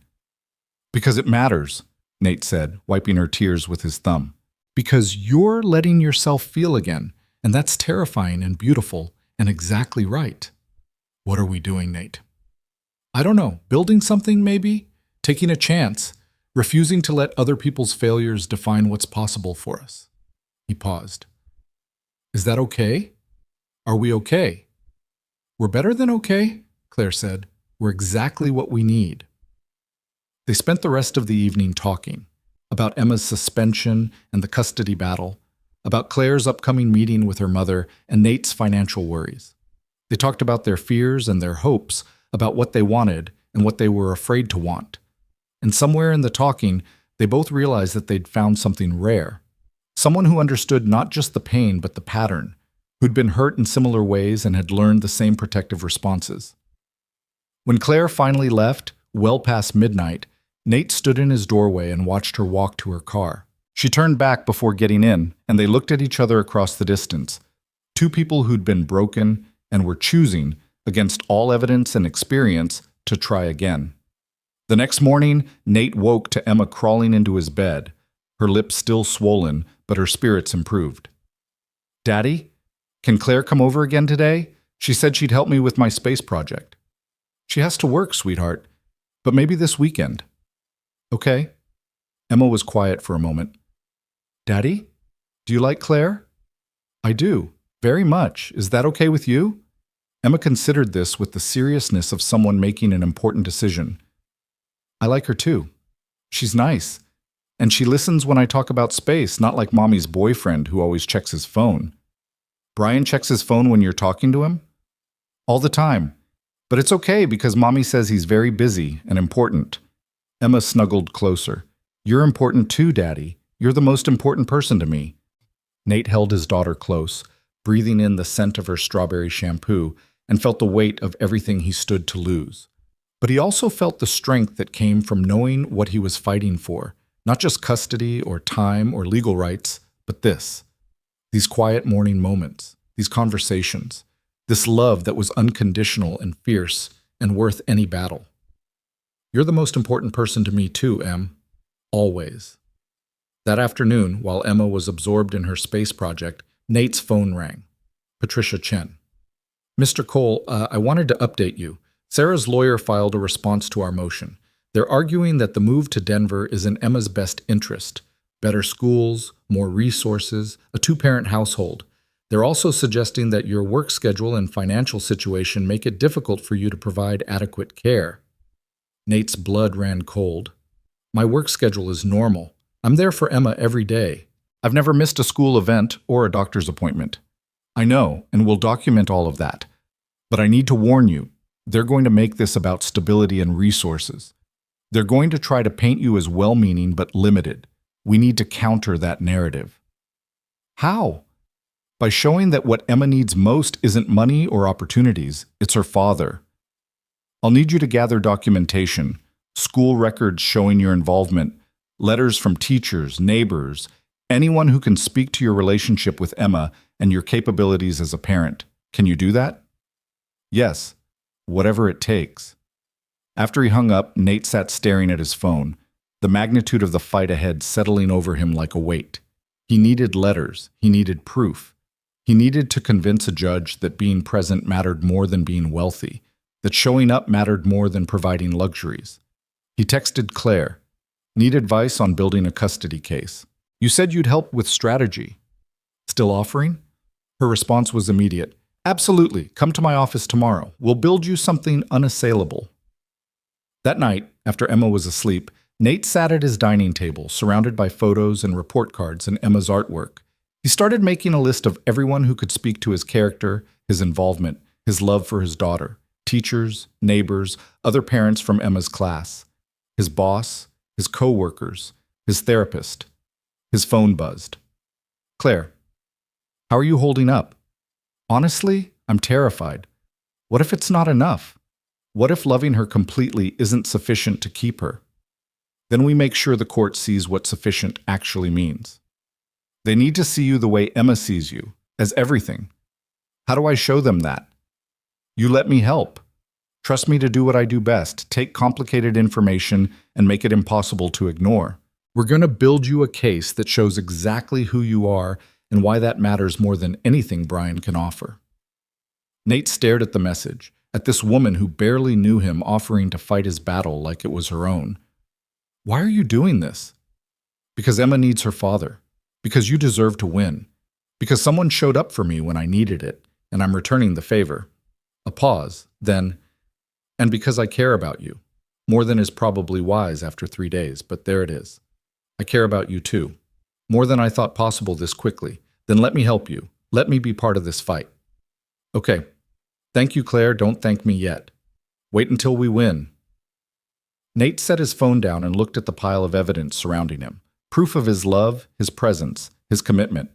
It would have to be enough. Because the alternative, losing Emma, watching her move 800 miles away, becoming a weekend father who missed the daily moments that made up a childhood, was unthinkable.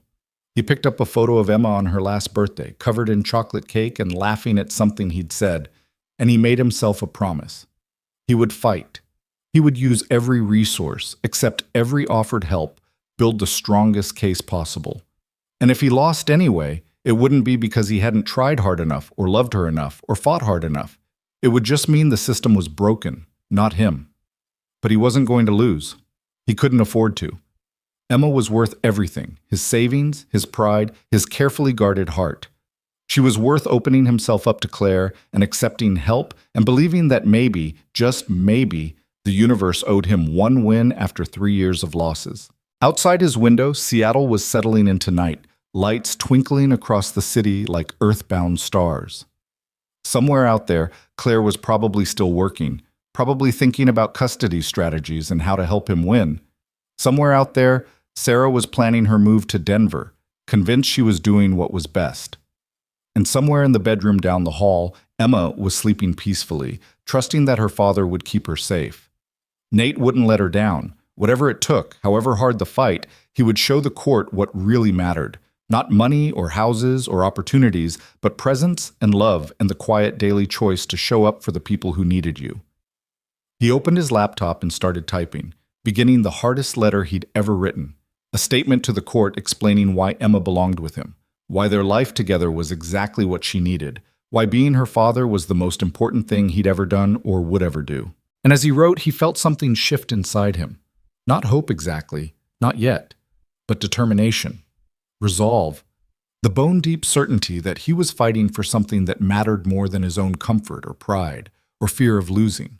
He was fighting for his daughter, and that made him braver than he'd ever been before. The conference room at Addison Analytics was all glass and white boards, and the kind of quiet efficiency that came from a company that knew exactly what it was doing. Claire had cleared her schedule for the entire afternoon, and now she sat across from Nate with her laptop open, a legal pad covered in notes, and an expression of focused determination that made her look like she was preparing for war. Which, Nate supposed, she was. "Okay," Claire said, her fingers flying across the keyboard. "Patricia said you need documentation of your involvement in Emma's life. So we're going to build a timeline, every school event, every doctor's appointment, every parent-teacher conference. We're going to show a pattern of consistent, engaged parenting that spans years." "How do we prove that? I don't exactly have receipts for bedtime stories." "No, but you have emails, school newsletters that went to your address, appointment confirmations, photos with metadata showing you were at every birthday party, every field trip." Claire pulled up a spreadsheet that was already half filled with dates and categories. "I started building a framework last night. We just need to populate it with your specific information." Nate stared at the screen, at the level of organization Claire had already put into this. "You did this last night? After you left my apartment at midnight?"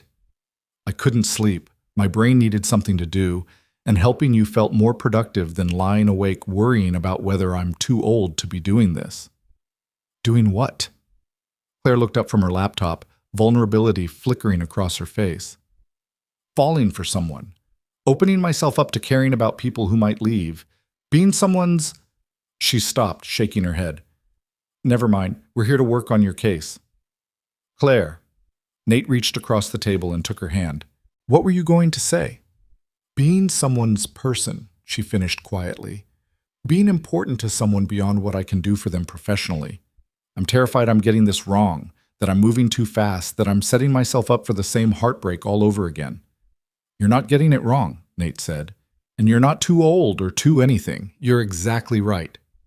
"You can't know that. We've known each other less than a week." "I know that you showed up at Emma's school without being asked.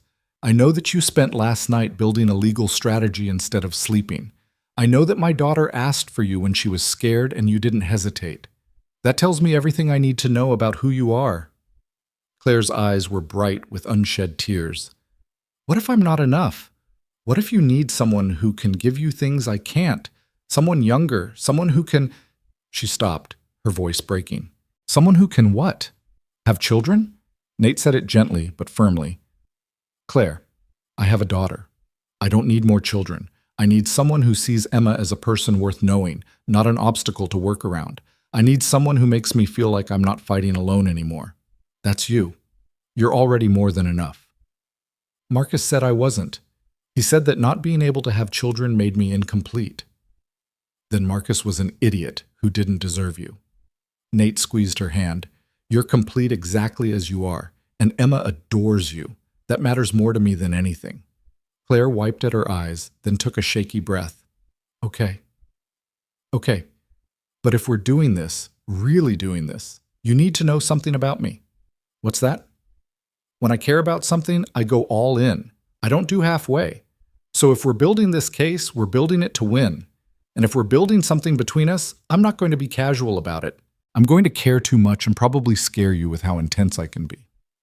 Good, Nate said, because I don't want casual. I want someone who cares as much as I do. Someone who fights as hard as I do. Someone who shows up completely, even when it's terrifying. They looked at each other across the conference table. Two people who'd been told they were too much or not enough. Who'd learned to make themselves smaller to fit other people's expectations. Who were choosing, right here, right now, to stop apologizing for who they were. All right then, Claire said, turning back to her laptop with renewed focus. Let's build you an unbeatable case. Start from the beginning. When did you first take Emma to the doctor after the divorce? They worked for hours, Nate pulling up emails and photos on his phone, while Claire organized everything into categories: medical care, education, extracurricular activities, daily routines. Every piece of evidence was time-stamped, cross-referenced, built into a narrative that showed not just involvement, but devotion. This is incredible, Nate said, watching the spreadsheet grow. How did you learn to do this? I build data systems for hospitals. This is just another way of organizing information to tell a story. Claire's fingers didn't slow on the keyboard. The story we're telling is that you're not just a parent who shows up. You're the parent who knows Emma's teacher's name, her favorite lunch, the friend she sits with at recess. You're the parent who reads about black holes because she's interested in them. You're the parent who stays up late building science projects and wakes up early to make star-shaped pancakes. Sarah does those things too, Nate said quietly. She loves Emma. This isn't about her being a bad mother. No, it's about Emma needing stability and consistency. It's about not uprooting her from everything familiar for adult reasons. Claire looked up from her screen. Can I ask you something? Do you think Sarah really believes Denver is better for Emma? Or is she just choosing Brian over you and trying to justify it? Nate was quiet for a long moment. I think she believes it. Sarah's not cruel. She's just convinced herself that what's good for her and Brian must be good for Emma too. That a bigger house and better schools outweigh having daily access to both parents. But you don't believe that. I believe Emma needs her father. I believe that being there for the small moments matters more than providing big opportunities. And I believe that if I let Sarah take her to Denver without fighting, I'll regret it for the rest of my life. Claire saved the spreadsheet and sat back. Then we make sure that doesn't happen. Tomorrow, I want you to start collecting letters. Teachers, neighbors, parents from Emma's school.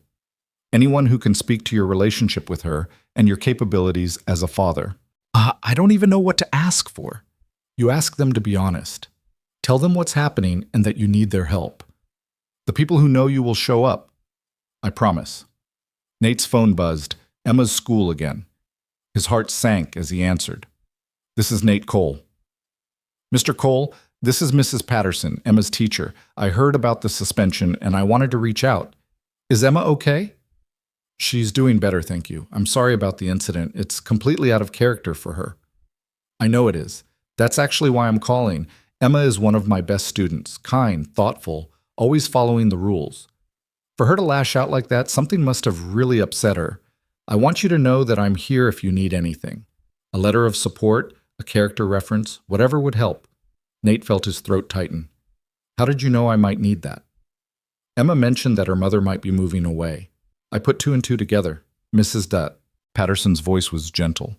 Emma talks about you constantly, Mr. Cole. How you help with her homework. How you take her to the library every week. How you learned about space just so you could answer her questions. Whatever is happening with custody, I want you to know that I see what kind of father you are, and I'm happy to tell a court the same thing. Thank you, Nate managed. That means more than you know. After he hung up, he looked at Claire with wonder. Her teacher just offered to write a letter. Because people who actually know you see what I see. A father who shows up, who cares, who puts his daughter first. That's the story we're going to tell. Claire closed her laptop and stood. Come on, you've been staring at data for 3 hours. You need a break. I should get back to Emma. The neighbor's watching her, but then let's pick her up together. I promised I'd help with her space project, remember? They drove to Nate's apartment in Claire's car, and something about the domesticity of it, Claire behind the wheel, Nate giving directions, both of them heading to pick up his daughter, felt both terrifying and exactly right. When they arrived, Emma flew out of the neighbor's apartment and threw herself at Claire with the kind of enthusiasm usually reserved for birthday presents. You came! I thought you had to work all day. I did work all day, Claire said, hugging her back. I was helping your dad with something important, but now I'm here, and I believe we have a solar system to build. Emma's face lit up. Can we work on it at Claire's house? She has a bigger table. Nate started to protest. They'd already imposed so much, but Claire caught his eye and nodded. I think that's a great idea. We can order pizza again. Make an evening of it. So they packed up Emma's project supplies and drove to Claire's house.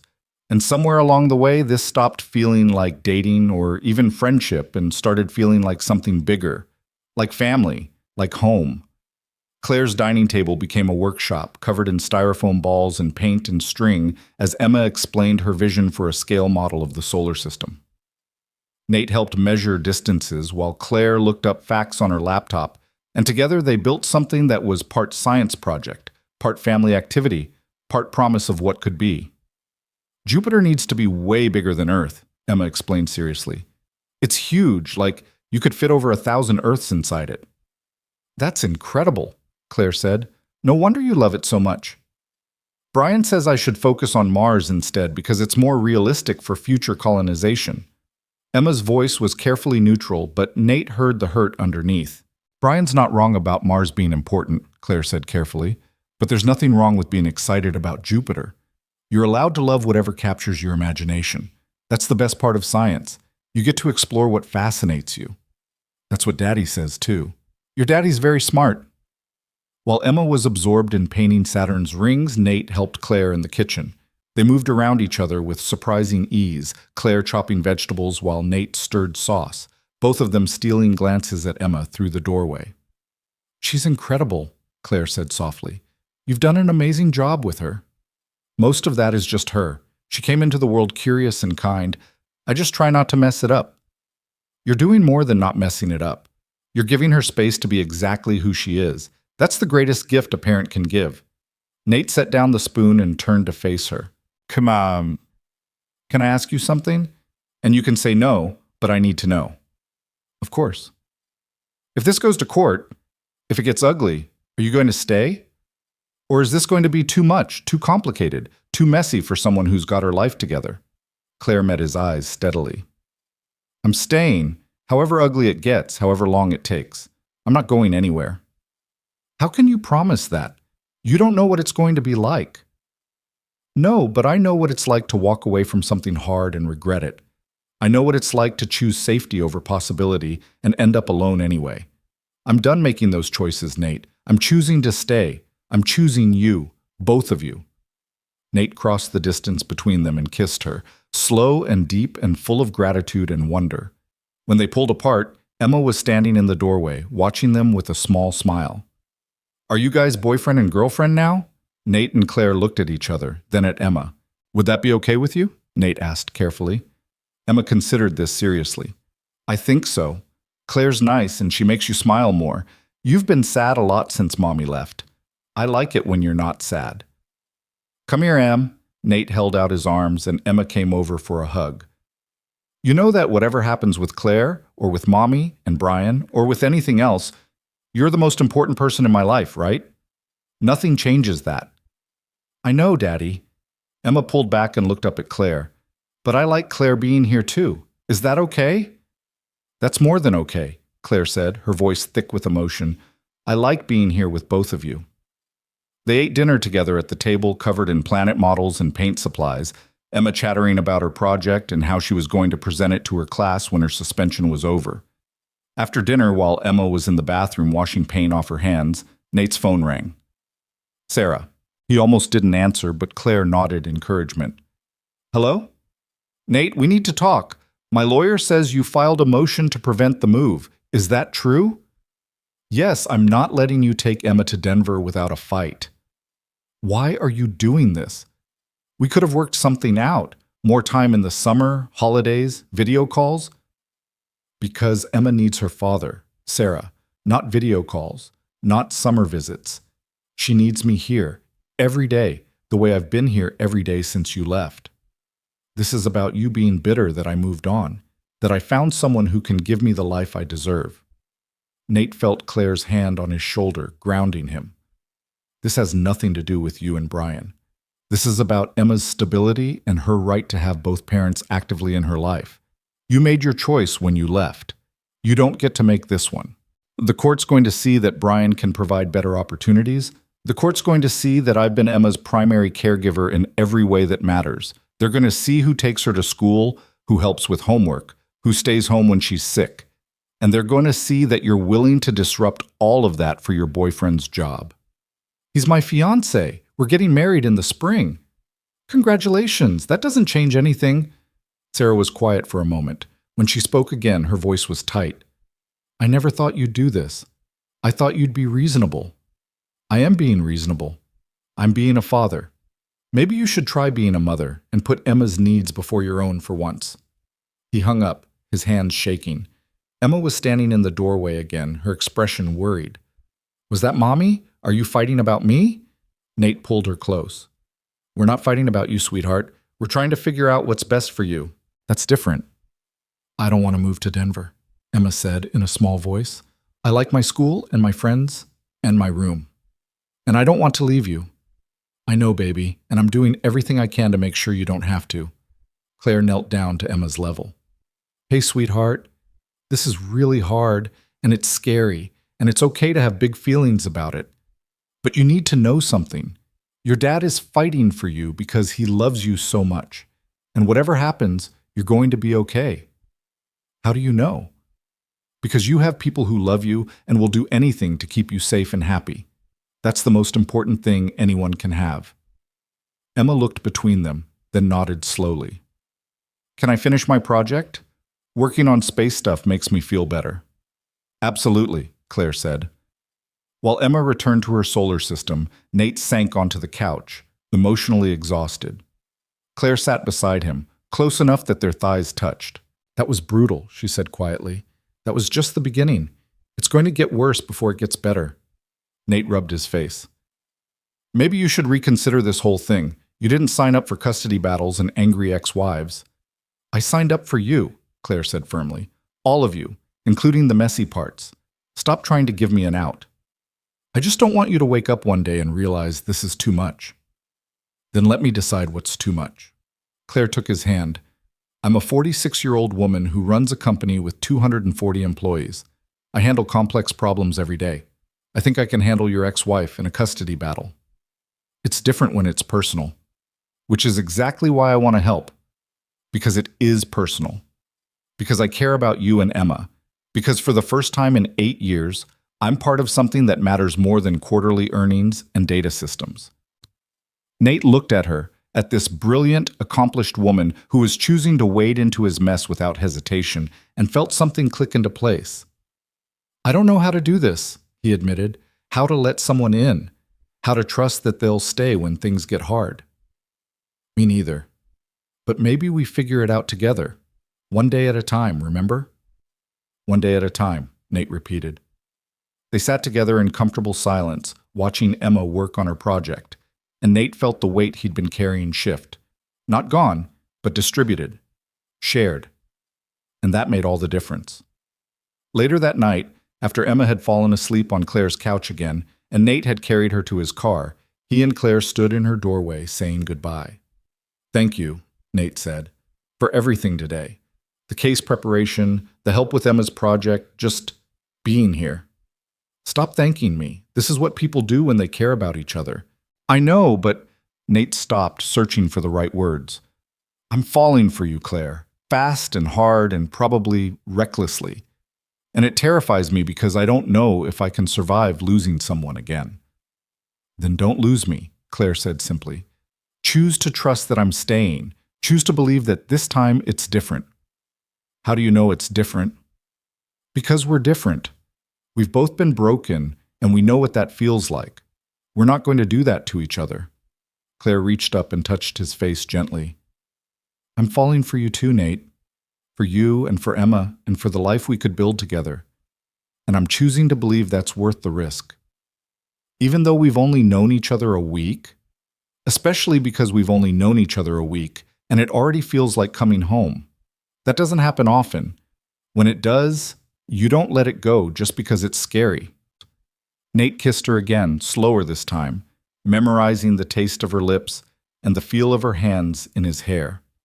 When they pulled apart, they were both breathing hard. I should go, Nate said. Emma's asleep in the car. Text me when you're home safe. I will. And Claire, thank you for choosing us.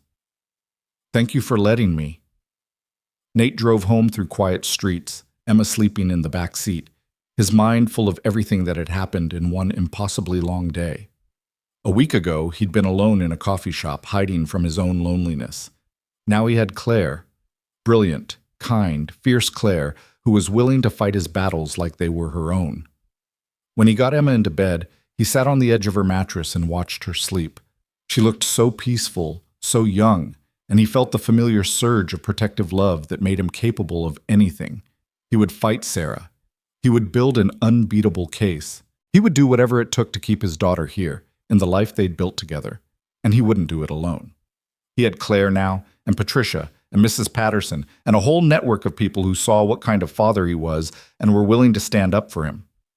That had to be enough. It had to be. His phone buzzed. Claire, did you make it home okay? Yes. Just got Emma into bed. She didn't even wake up during the transfer. She trusts you completely. That's beautiful. I don't want to let her down. You won't. You're incapable of it. Sleep well, Nate. Tomorrow we start gathering those letters. Thank you for believing in me. Thank you for giving me something to believe in.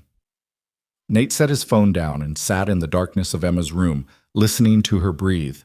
Tomorrow he would start asking for help, building his case, fighting for his daughter with everything he had. Tomorrow he would prove that being present mattered more than being wealthy, that showing up mattered more than providing luxuries, that love, constant, devoted, unwavering love, was worth more than anything money could buy. But tonight, he just sat with his daughter and let himself believe that maybe, just maybe, the universe was finally on his side. That maybe all the years of being told he wasn't enough had been preparing him for this moment, when he would have to stand up and insist that he was exactly enough, that what he offered was exactly what Emma needed. And somewhere across the city, Claire was lying awake thinking about the same things, about second chances and unexpected love and the terrifying beauty of letting yourself hope again. About a 7-year-old girl who loved black holes and a quiet man who'd shown her that kindness still existed in the world. About building something new from the broken pieces of the past. They were both scared. They were both scarred. They were both carrying wounds from people who'd told them they weren't enough. But they were choosing to try anyway, choosing to believe that this time it could be different, choosing to fight for something that mattered more than protecting themselves from potential heartbreak. And that choice, that decision to be brave when every instinct screamed to be careful, was the beginning of something neither of them had dared to hope for. It was the beginning of becoming whole. The courthouse steps were cold beneath Nate's feet, even through his dress shoes. He'd worn his best suit, the one he saved for job interviews and funerals, and he felt like he was dressed for both. Emma was with Claire's neighbor for the day, safely away from whatever was about to happen inside that imposing building with its stone columns and the kind of quiet that suggested judgment was a sacred thing. Patricia Chen stood beside him, her briefcase in one hand and a folder thick with evidence in the other. Are you ready? Nate wasn't sure he'd ever be ready to walk into a courtroom and fight for the right to keep his daughter, but he nodded anyway. As I'll ever be. Remember what we practiced. Answer the questions directly. Don't get emotional. Let the evidence speak for itself. Patricia's expression softened. You're a good father, Nate. The judge is going to see that. They walked into the building together, through metal detectors and down hallways that echoed with their footsteps. Sarah was already there with her lawyer, a sharp-looking woman in an expensive suit who probably charged more per hour than Nate made in a week. Brian stood beside Sarah, his hand on her back in a gesture that was probably meant to be supportive, but made Nate's stomach clench with something that felt dangerously close to jealousy. Sarah looked nervous. That was some small comfort. She should be nervous. She was trying to take their daughter 800 miles away, and she should have to answer for that. The courtroom was smaller than Nate expected, less dramatic, just wood paneling and fluorescent lights and a judge's bench that seemed impossibly high. Judge Morrison, no relation to Emma's principal, Patricia had assured him, was a woman in her 60s with gray hair and an expression that gave nothing away. The hearing began with opening statements. Sarah's lawyer painted a picture of opportunity and stability, better schools, a two-parent household, financial security. She made Denver sound like the promised land and Seattle sound like Nate was barely holding things together. Then Patricia stood up and everything changed. Your Honor, this case isn't about which parent can provide more material advantages. It's about what's in the best interest of Emma Cole, a 7-year-old girl who has lived her entire life in Seattle, who has a father who has been her primary caregiver in every meaningful way since the divorce, who has a community and a school and a stability that her mother is asking this court to disrupt, not because Emma needs it, but because it's convenient for the mother's new life. Patricia laid out the case methodically. The spreadsheet Claire had helped build, showing Nate's involvement in every aspect of Emma's life. The letters from teachers and neighbors and parents from Emma's school, all speaking to his character and his devotion. The evidence that he'd never missed a school event, a doctor's appointment, a chance to be present in his daughter's life. Then it was time for testimony. Sarah went first, explaining about Brian's job offer, about the opportunities in Denver, about how this was a chance for their family, she corrected herself quickly, her new family, to build something together. And what about Emma's relationship with her father? The judge asked. Nate's a good father. I'm not trying to take that away from him. But Emma would still see him. Summers, holidays, video calls. Kids are resilient. She'd adjust. Has Emma expressed an opinion about the move? Sarah hesitated. She's 7. She doesn't fully understand what's best for her. But has she expressed an opinion? She said she doesn't want to go. But again, she's a child. She doesn't have the perspective to understand. Thank you, Ms. Bennett. The judge's tone was neutral, but something in her expression shifted. Then it was Nate's turn. He walked to the witness stand on legs that felt unsteady, placed his hand on the Bible even though he'd never been particularly religious, and swore to tell the truth. As if he could do anything else when his daughter's future hung in the balance. Patricia asked him about his daily routine with Emma, and Nate described morning pancakes and evening homework help, library trips, and bedtime stories about astronauts exploring distant worlds. He described how Emma told him about her day every night at dinner, how she came to him first with her fears and her dreams, how they'd built a life together that wasn't fancy or impressive but was theirs. Mr. Cole, Patricia said carefully, can you tell the court about the incident at school last week? Nate took a breath and explained about Tyler, about the cruel things said, about Emma defending herself in the only way she knew how. She asked him to stop 3 times, just like I taught her, but when he wouldn't, she felt like she had no choice but to make him stop physically. It wasn't right, but I understand why she did it, because someone told her that her mother was leaving because she wasn't good enough, and that's... His voice cracked. That's the worst thing you can tell a child who's already scared of being abandoned. And how have you addressed this with Emma? We've talked about better ways to handle conflict, about using our words and asking for help from adults, about how violence is never the answer, even when someone is being cruel. But I've also told her that the core fear behind her reaction, that she's somehow responsible for the adults in her life making choices that hurt her, is completely wrong. None of this is her fault. Sarah's lawyer cross-examined him, trying to make his modest income and small apartment sound inadequate, trying to suggest that his work schedule didn't leave enough time for proper supervision, trying to paint him as well-meaning but limited. But Nate had letters. He had Mrs. Patterson's testimony about what kind of father he was. He had neighbors who described how Emma ran to him when he got home from work, how they heard laughter from his apartment in the evenings, how he was always present at the playground, always engaged, always there. The hearing lasted 4 hours. By the end, Nate felt wrung out, exhausted, like he'd run a marathon while carrying something infinitely precious. The judge thanked everyone for their testimony and said she'd issue her ruling within the week. Outside the courthouse, Nate stood on those cold stone steps and tried to breathe. Patricia put a hand on his shoulder. "You did well, really well. I think we have a strong case. But you can't promise we'll win." "No, I can't promise that. But I can tell you that you showed that judge who you are and what you mean to Emma. That matters." Nate nodded numbly. Sarah approached cautiously, Brian hanging back near their car. "Nate, She stopped, seeming uncertain. "I didn't want it to go this way. I hoped we could work something out." "You could have worked something out by not trying to move our daughter across the country. This job is important to Brian, to us, to our future. And Emma's important to me, to her future. You made your choice 3 years ago, Sarah. You chose to leave to build a new life, and I accepted that. But Emma stays with me. If you want to move to Denver, that's your decision, but you're not taking her with you." Sarah's eyes filled with tears. "She's my daughter, too." "Then act like it. Put her needs before your convenience. Stay in Seattle or go to Denver alone, or figure out some other solution. But stop trying to make Emma pay the price for your choices." He walked away before she could respond, before the anger and fear and exhaustion could break through the careful control he'd been maintaining all day. His phone buzzed. "Claire, how did it go?" "I don't know. Judge will rule within the week. Can I see you? I'm at your apartment. I picked Emma up early. We're making cookies." Nate felt something in his chest ease slightly.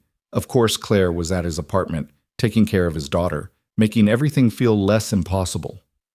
He drove home through afternoon traffic, his mind replaying the hearing over and over, trying to guess what the judge was thinking, whether he'd said the right things, whether the evidence was enough.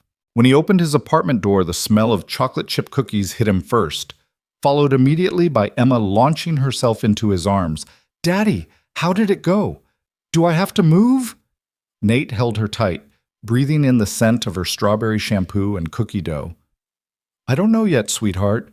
The judge needs time to make her decision, but I did everything I could to make sure you can stay here with me."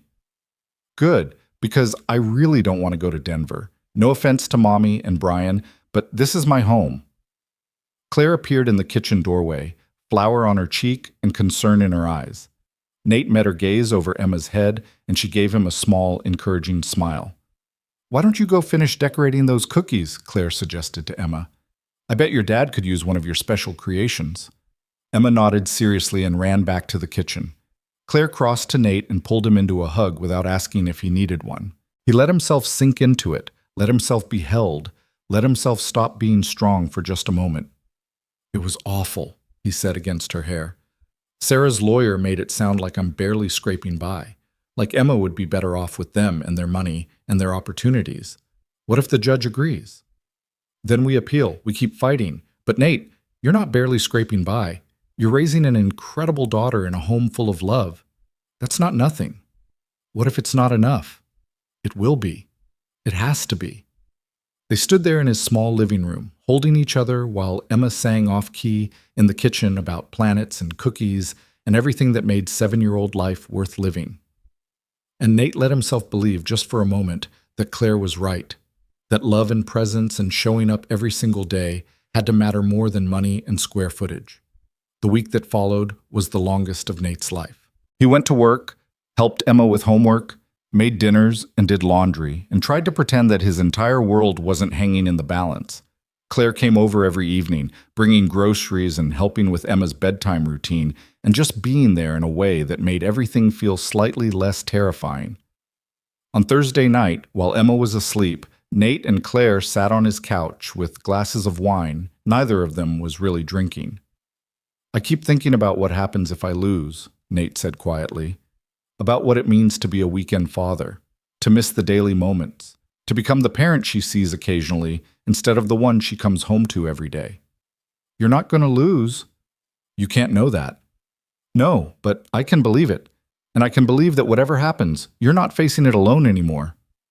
Nate looked at her, at this woman who'd walked into his life less than 2 weeks ago and had somehow become essential.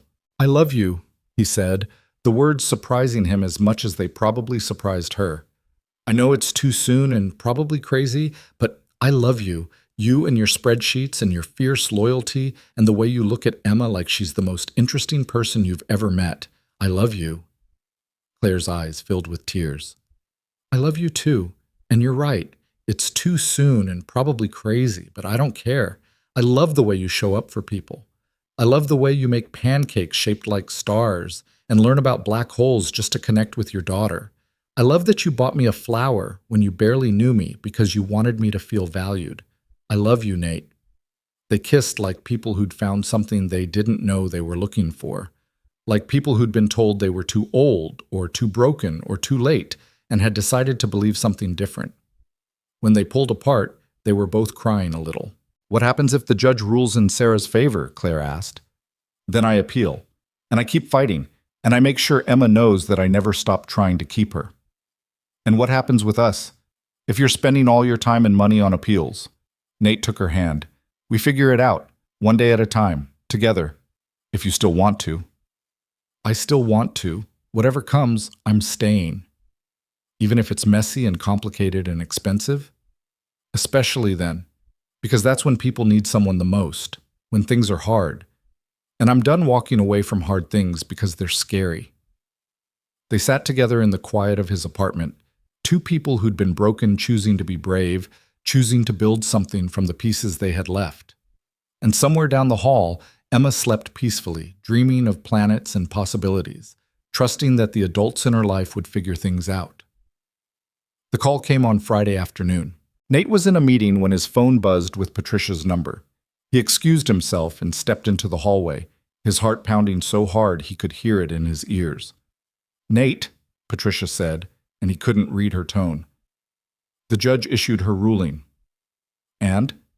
She denied Sarah's petition to relocate. Emma stays in Seattle with you. Nate's legs went weak. He sat down hard on the floor of the hallway, his phone pressed to his ear. Say that again. Emma stays with you. The judge ruled that the move would be detrimental to her well-being and that Sarah failed to prove it was in Emma's best interest. You won, Nate. I won, he repeated, not quite believing it. Emma stays. Emma stays. Congratulations. You fought hard for this, and you deserve to win. After he hung up, Nate sat in that hallway for a full minute, just breathing. Then he called Claire. We won, he said when she answered. The judge ruled in our favor. Emma stays. Claire made a sound that was half laugh, half sob. Oh, thank goodness. Oh, Nate, that's wonderful. That's everything. I need to tell Emma. Can you meet us at home? I'm leaving the office right now. Nate left work early, his boss waving him off with congratulations and understanding. He picked Emma up from school, and she knew immediately that something had changed. Daddy, you're smiling, really smiling. Did something good happen? Something very good happened. Let's go home and talk about it. Claire was already there when they arrived, sitting on his front steps like she'd run the whole way. Emma ran to her, and Claire scooped her up, spinning her around. Guess what? Claire said, setting Emma down. You get to stay in Seattle. Emma's eyes went huge. Really? I don't have to move? Really, Nate confirmed, kneeling down to her level. The judge decided that you should stay here, in your school, with your friends, with me. You're not going anywhere. Emma threw herself at him so hard she nearly knocked him over. Thank you, Daddy. Thank you for fighting for me. You never have to thank me for that, sweetheart. You're worth fighting for, always. What about Mommy? Is she sad? Nate chose his words carefully.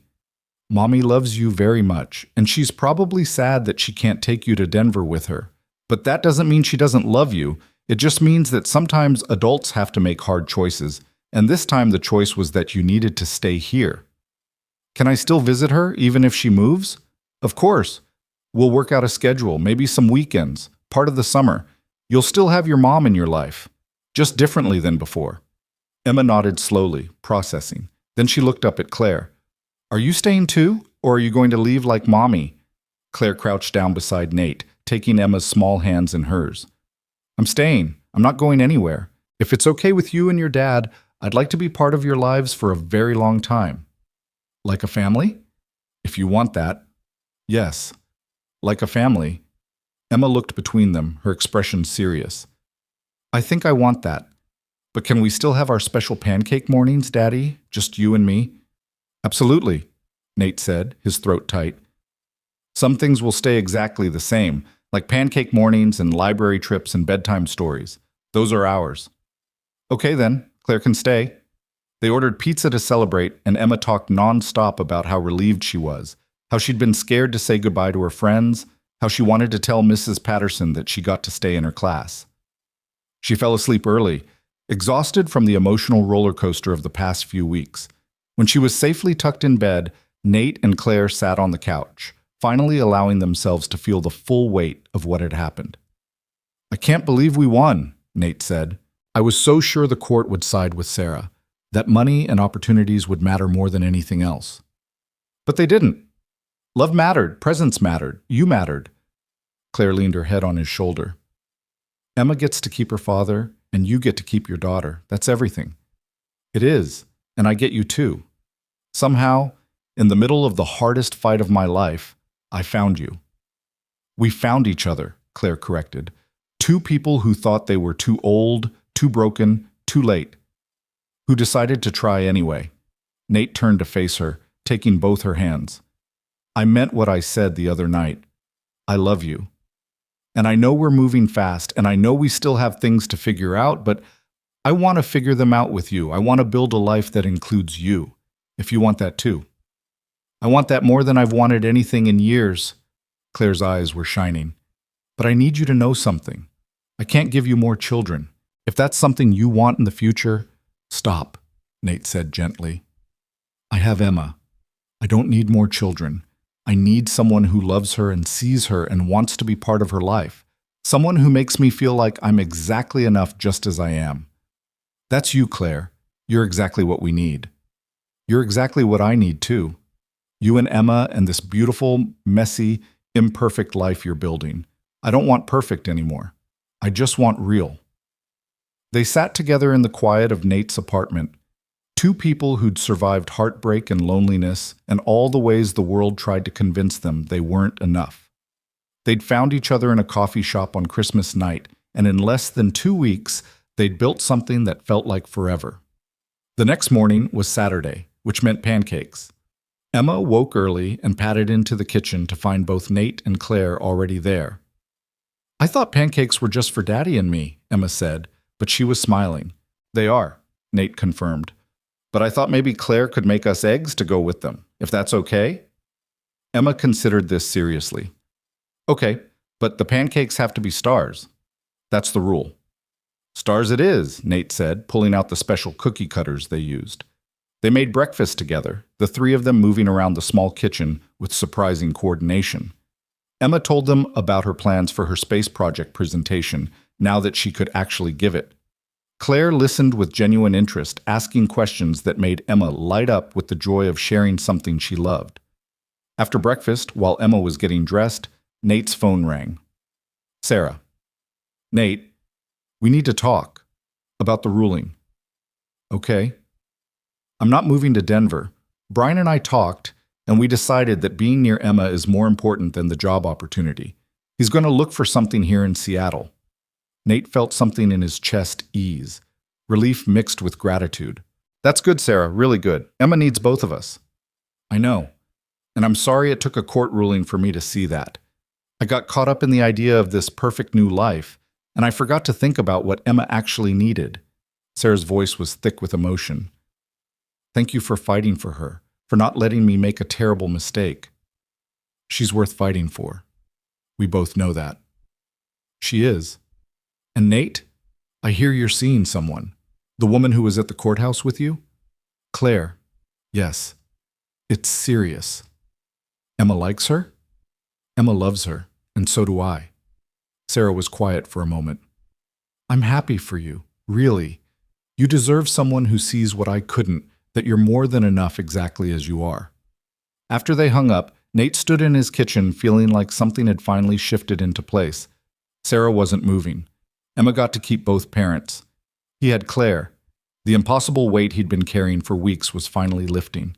Claire found him there, standing by the window with a dazed expression. Everything okay? Sarah's not moving to Denver. She and Brian are staying in Seattle. Nate, that's wonderful. Emma gets both of you. She does. And I get you. Somehow, everything worked out. Claire crossed to him and wrapped her arms around his waist. Not somehow. You fought for what mattered. You didn't give up. You let people help you. That's why everything worked out. They stood there holding each other while Emma sang in her bedroom about Jupiter and its 79 moons. Through the window, Seattle stretched out under a rare sunny January sky, full of possibilities and second chances. That afternoon, they took Emma to the park. She ran ahead to the playground while Nate and Claire walked slowly behind, hand in hand. What happens now? Claire asked. Now that the crisis is over and we have time to actually date like normal people? I don't think we were ever going to be normal people, Nate said with a smile. But I'd like to keep doing this. Family dinners and space projects and just being together, building something. I'd like that too. Claire paused. My lease is up in 3 months. I've been thinking about moving somewhere with more space, maybe closer to here. Claire Addison, are you suggesting what I think you're suggesting? I'm suggesting that I want to be part of your daily life, not just your evening life. That I want Emma to see me as someone permanent, not just someone who visits. That I want to build a home with you, if you want that too. Nate stopped walking and turned to face her fully. I want that. More than I can say. But are you sure? It's a big step. I'm sure. For the first time in 8 years, I'm absolutely sure. Claire looked at Emma playing on the swings, her laughter carrying across the park. I spent so long believing I was too old for this, too broken for a family, too late for love. But I was wrong. This is exactly where I'm supposed to be. With a single dad and his space-obsessed daughter? With the man who bought me a flower when I needed to feel valued? With the girl who taught me that family isn't about biology, it's about showing up and caring and choosing each other every day, with both of you. Emma ran back to them, breathless and excited. Claire, Daddy, come push me on the swings. I want to see if I can touch the sky. They ran after her, all 3 of them, and for a moment Nate felt like he was flying too. Like all the years of being told he wasn't enough, all the nights of loneliness, all the fears that he'd missed his chance at happiness. All of it had led him exactly here, to this park, with this woman and this child who made his life complete.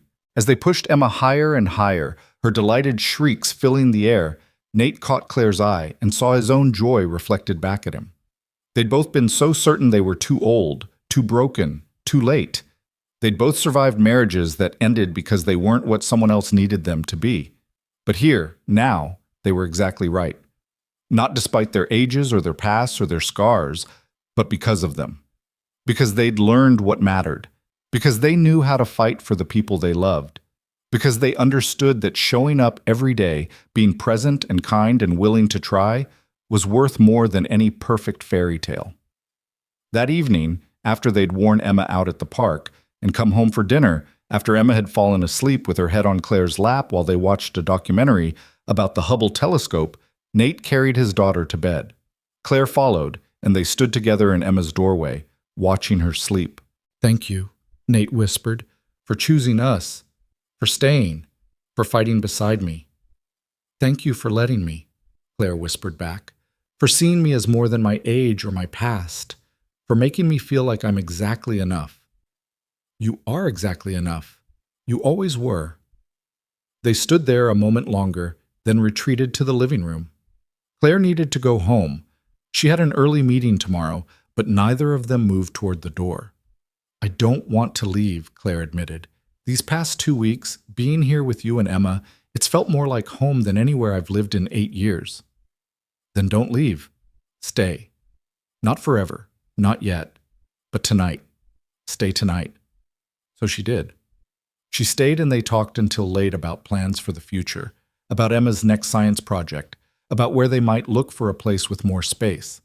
They talked about meeting each other's friends and families, about building traditions and making memories. They talked about all the normal, mundane, beautiful things that people who love each other talk about. And when they finally went to bed, Claire in Nate's room, both of them wrapped around each other like they were afraid to let go, They fell asleep with smiles on their faces and hope in their hearts. The white rose from that first Christmas night was long gone, its petals dried and saved in a small box on Claire's nightstand. But what it represented, the moment when a stranger had looked at her and seen someone worth valuing, the moment when she'd decided to hope again, that lived on in every choice they made to show up for each other. Two people who'd been told they were too old had proved everyone wrong. They weren't too old for love, too broken for family, too late for happiness. They were exactly the right age, with exactly the right experiences, at exactly the right time. And as winter turned slowly toward spring, as Emma prepared to present her solar system project, and Sarah settled into co-parenting from across town, and Claire started looking at houses with bigger kitchens and rooms for Emma's endless books, they built something beautiful from the pieces they'd been given. Not a perfect life, not a fairy tale ending, just a real, messy, wonderful family made up of people who'd chosen each other, who kept choosing each other, every single day. And that, Nate thought as he watched Claire help Emma with her homework one evening in March, her reading glasses perched on her nose and her patience infinite, was more than enough. It was everything.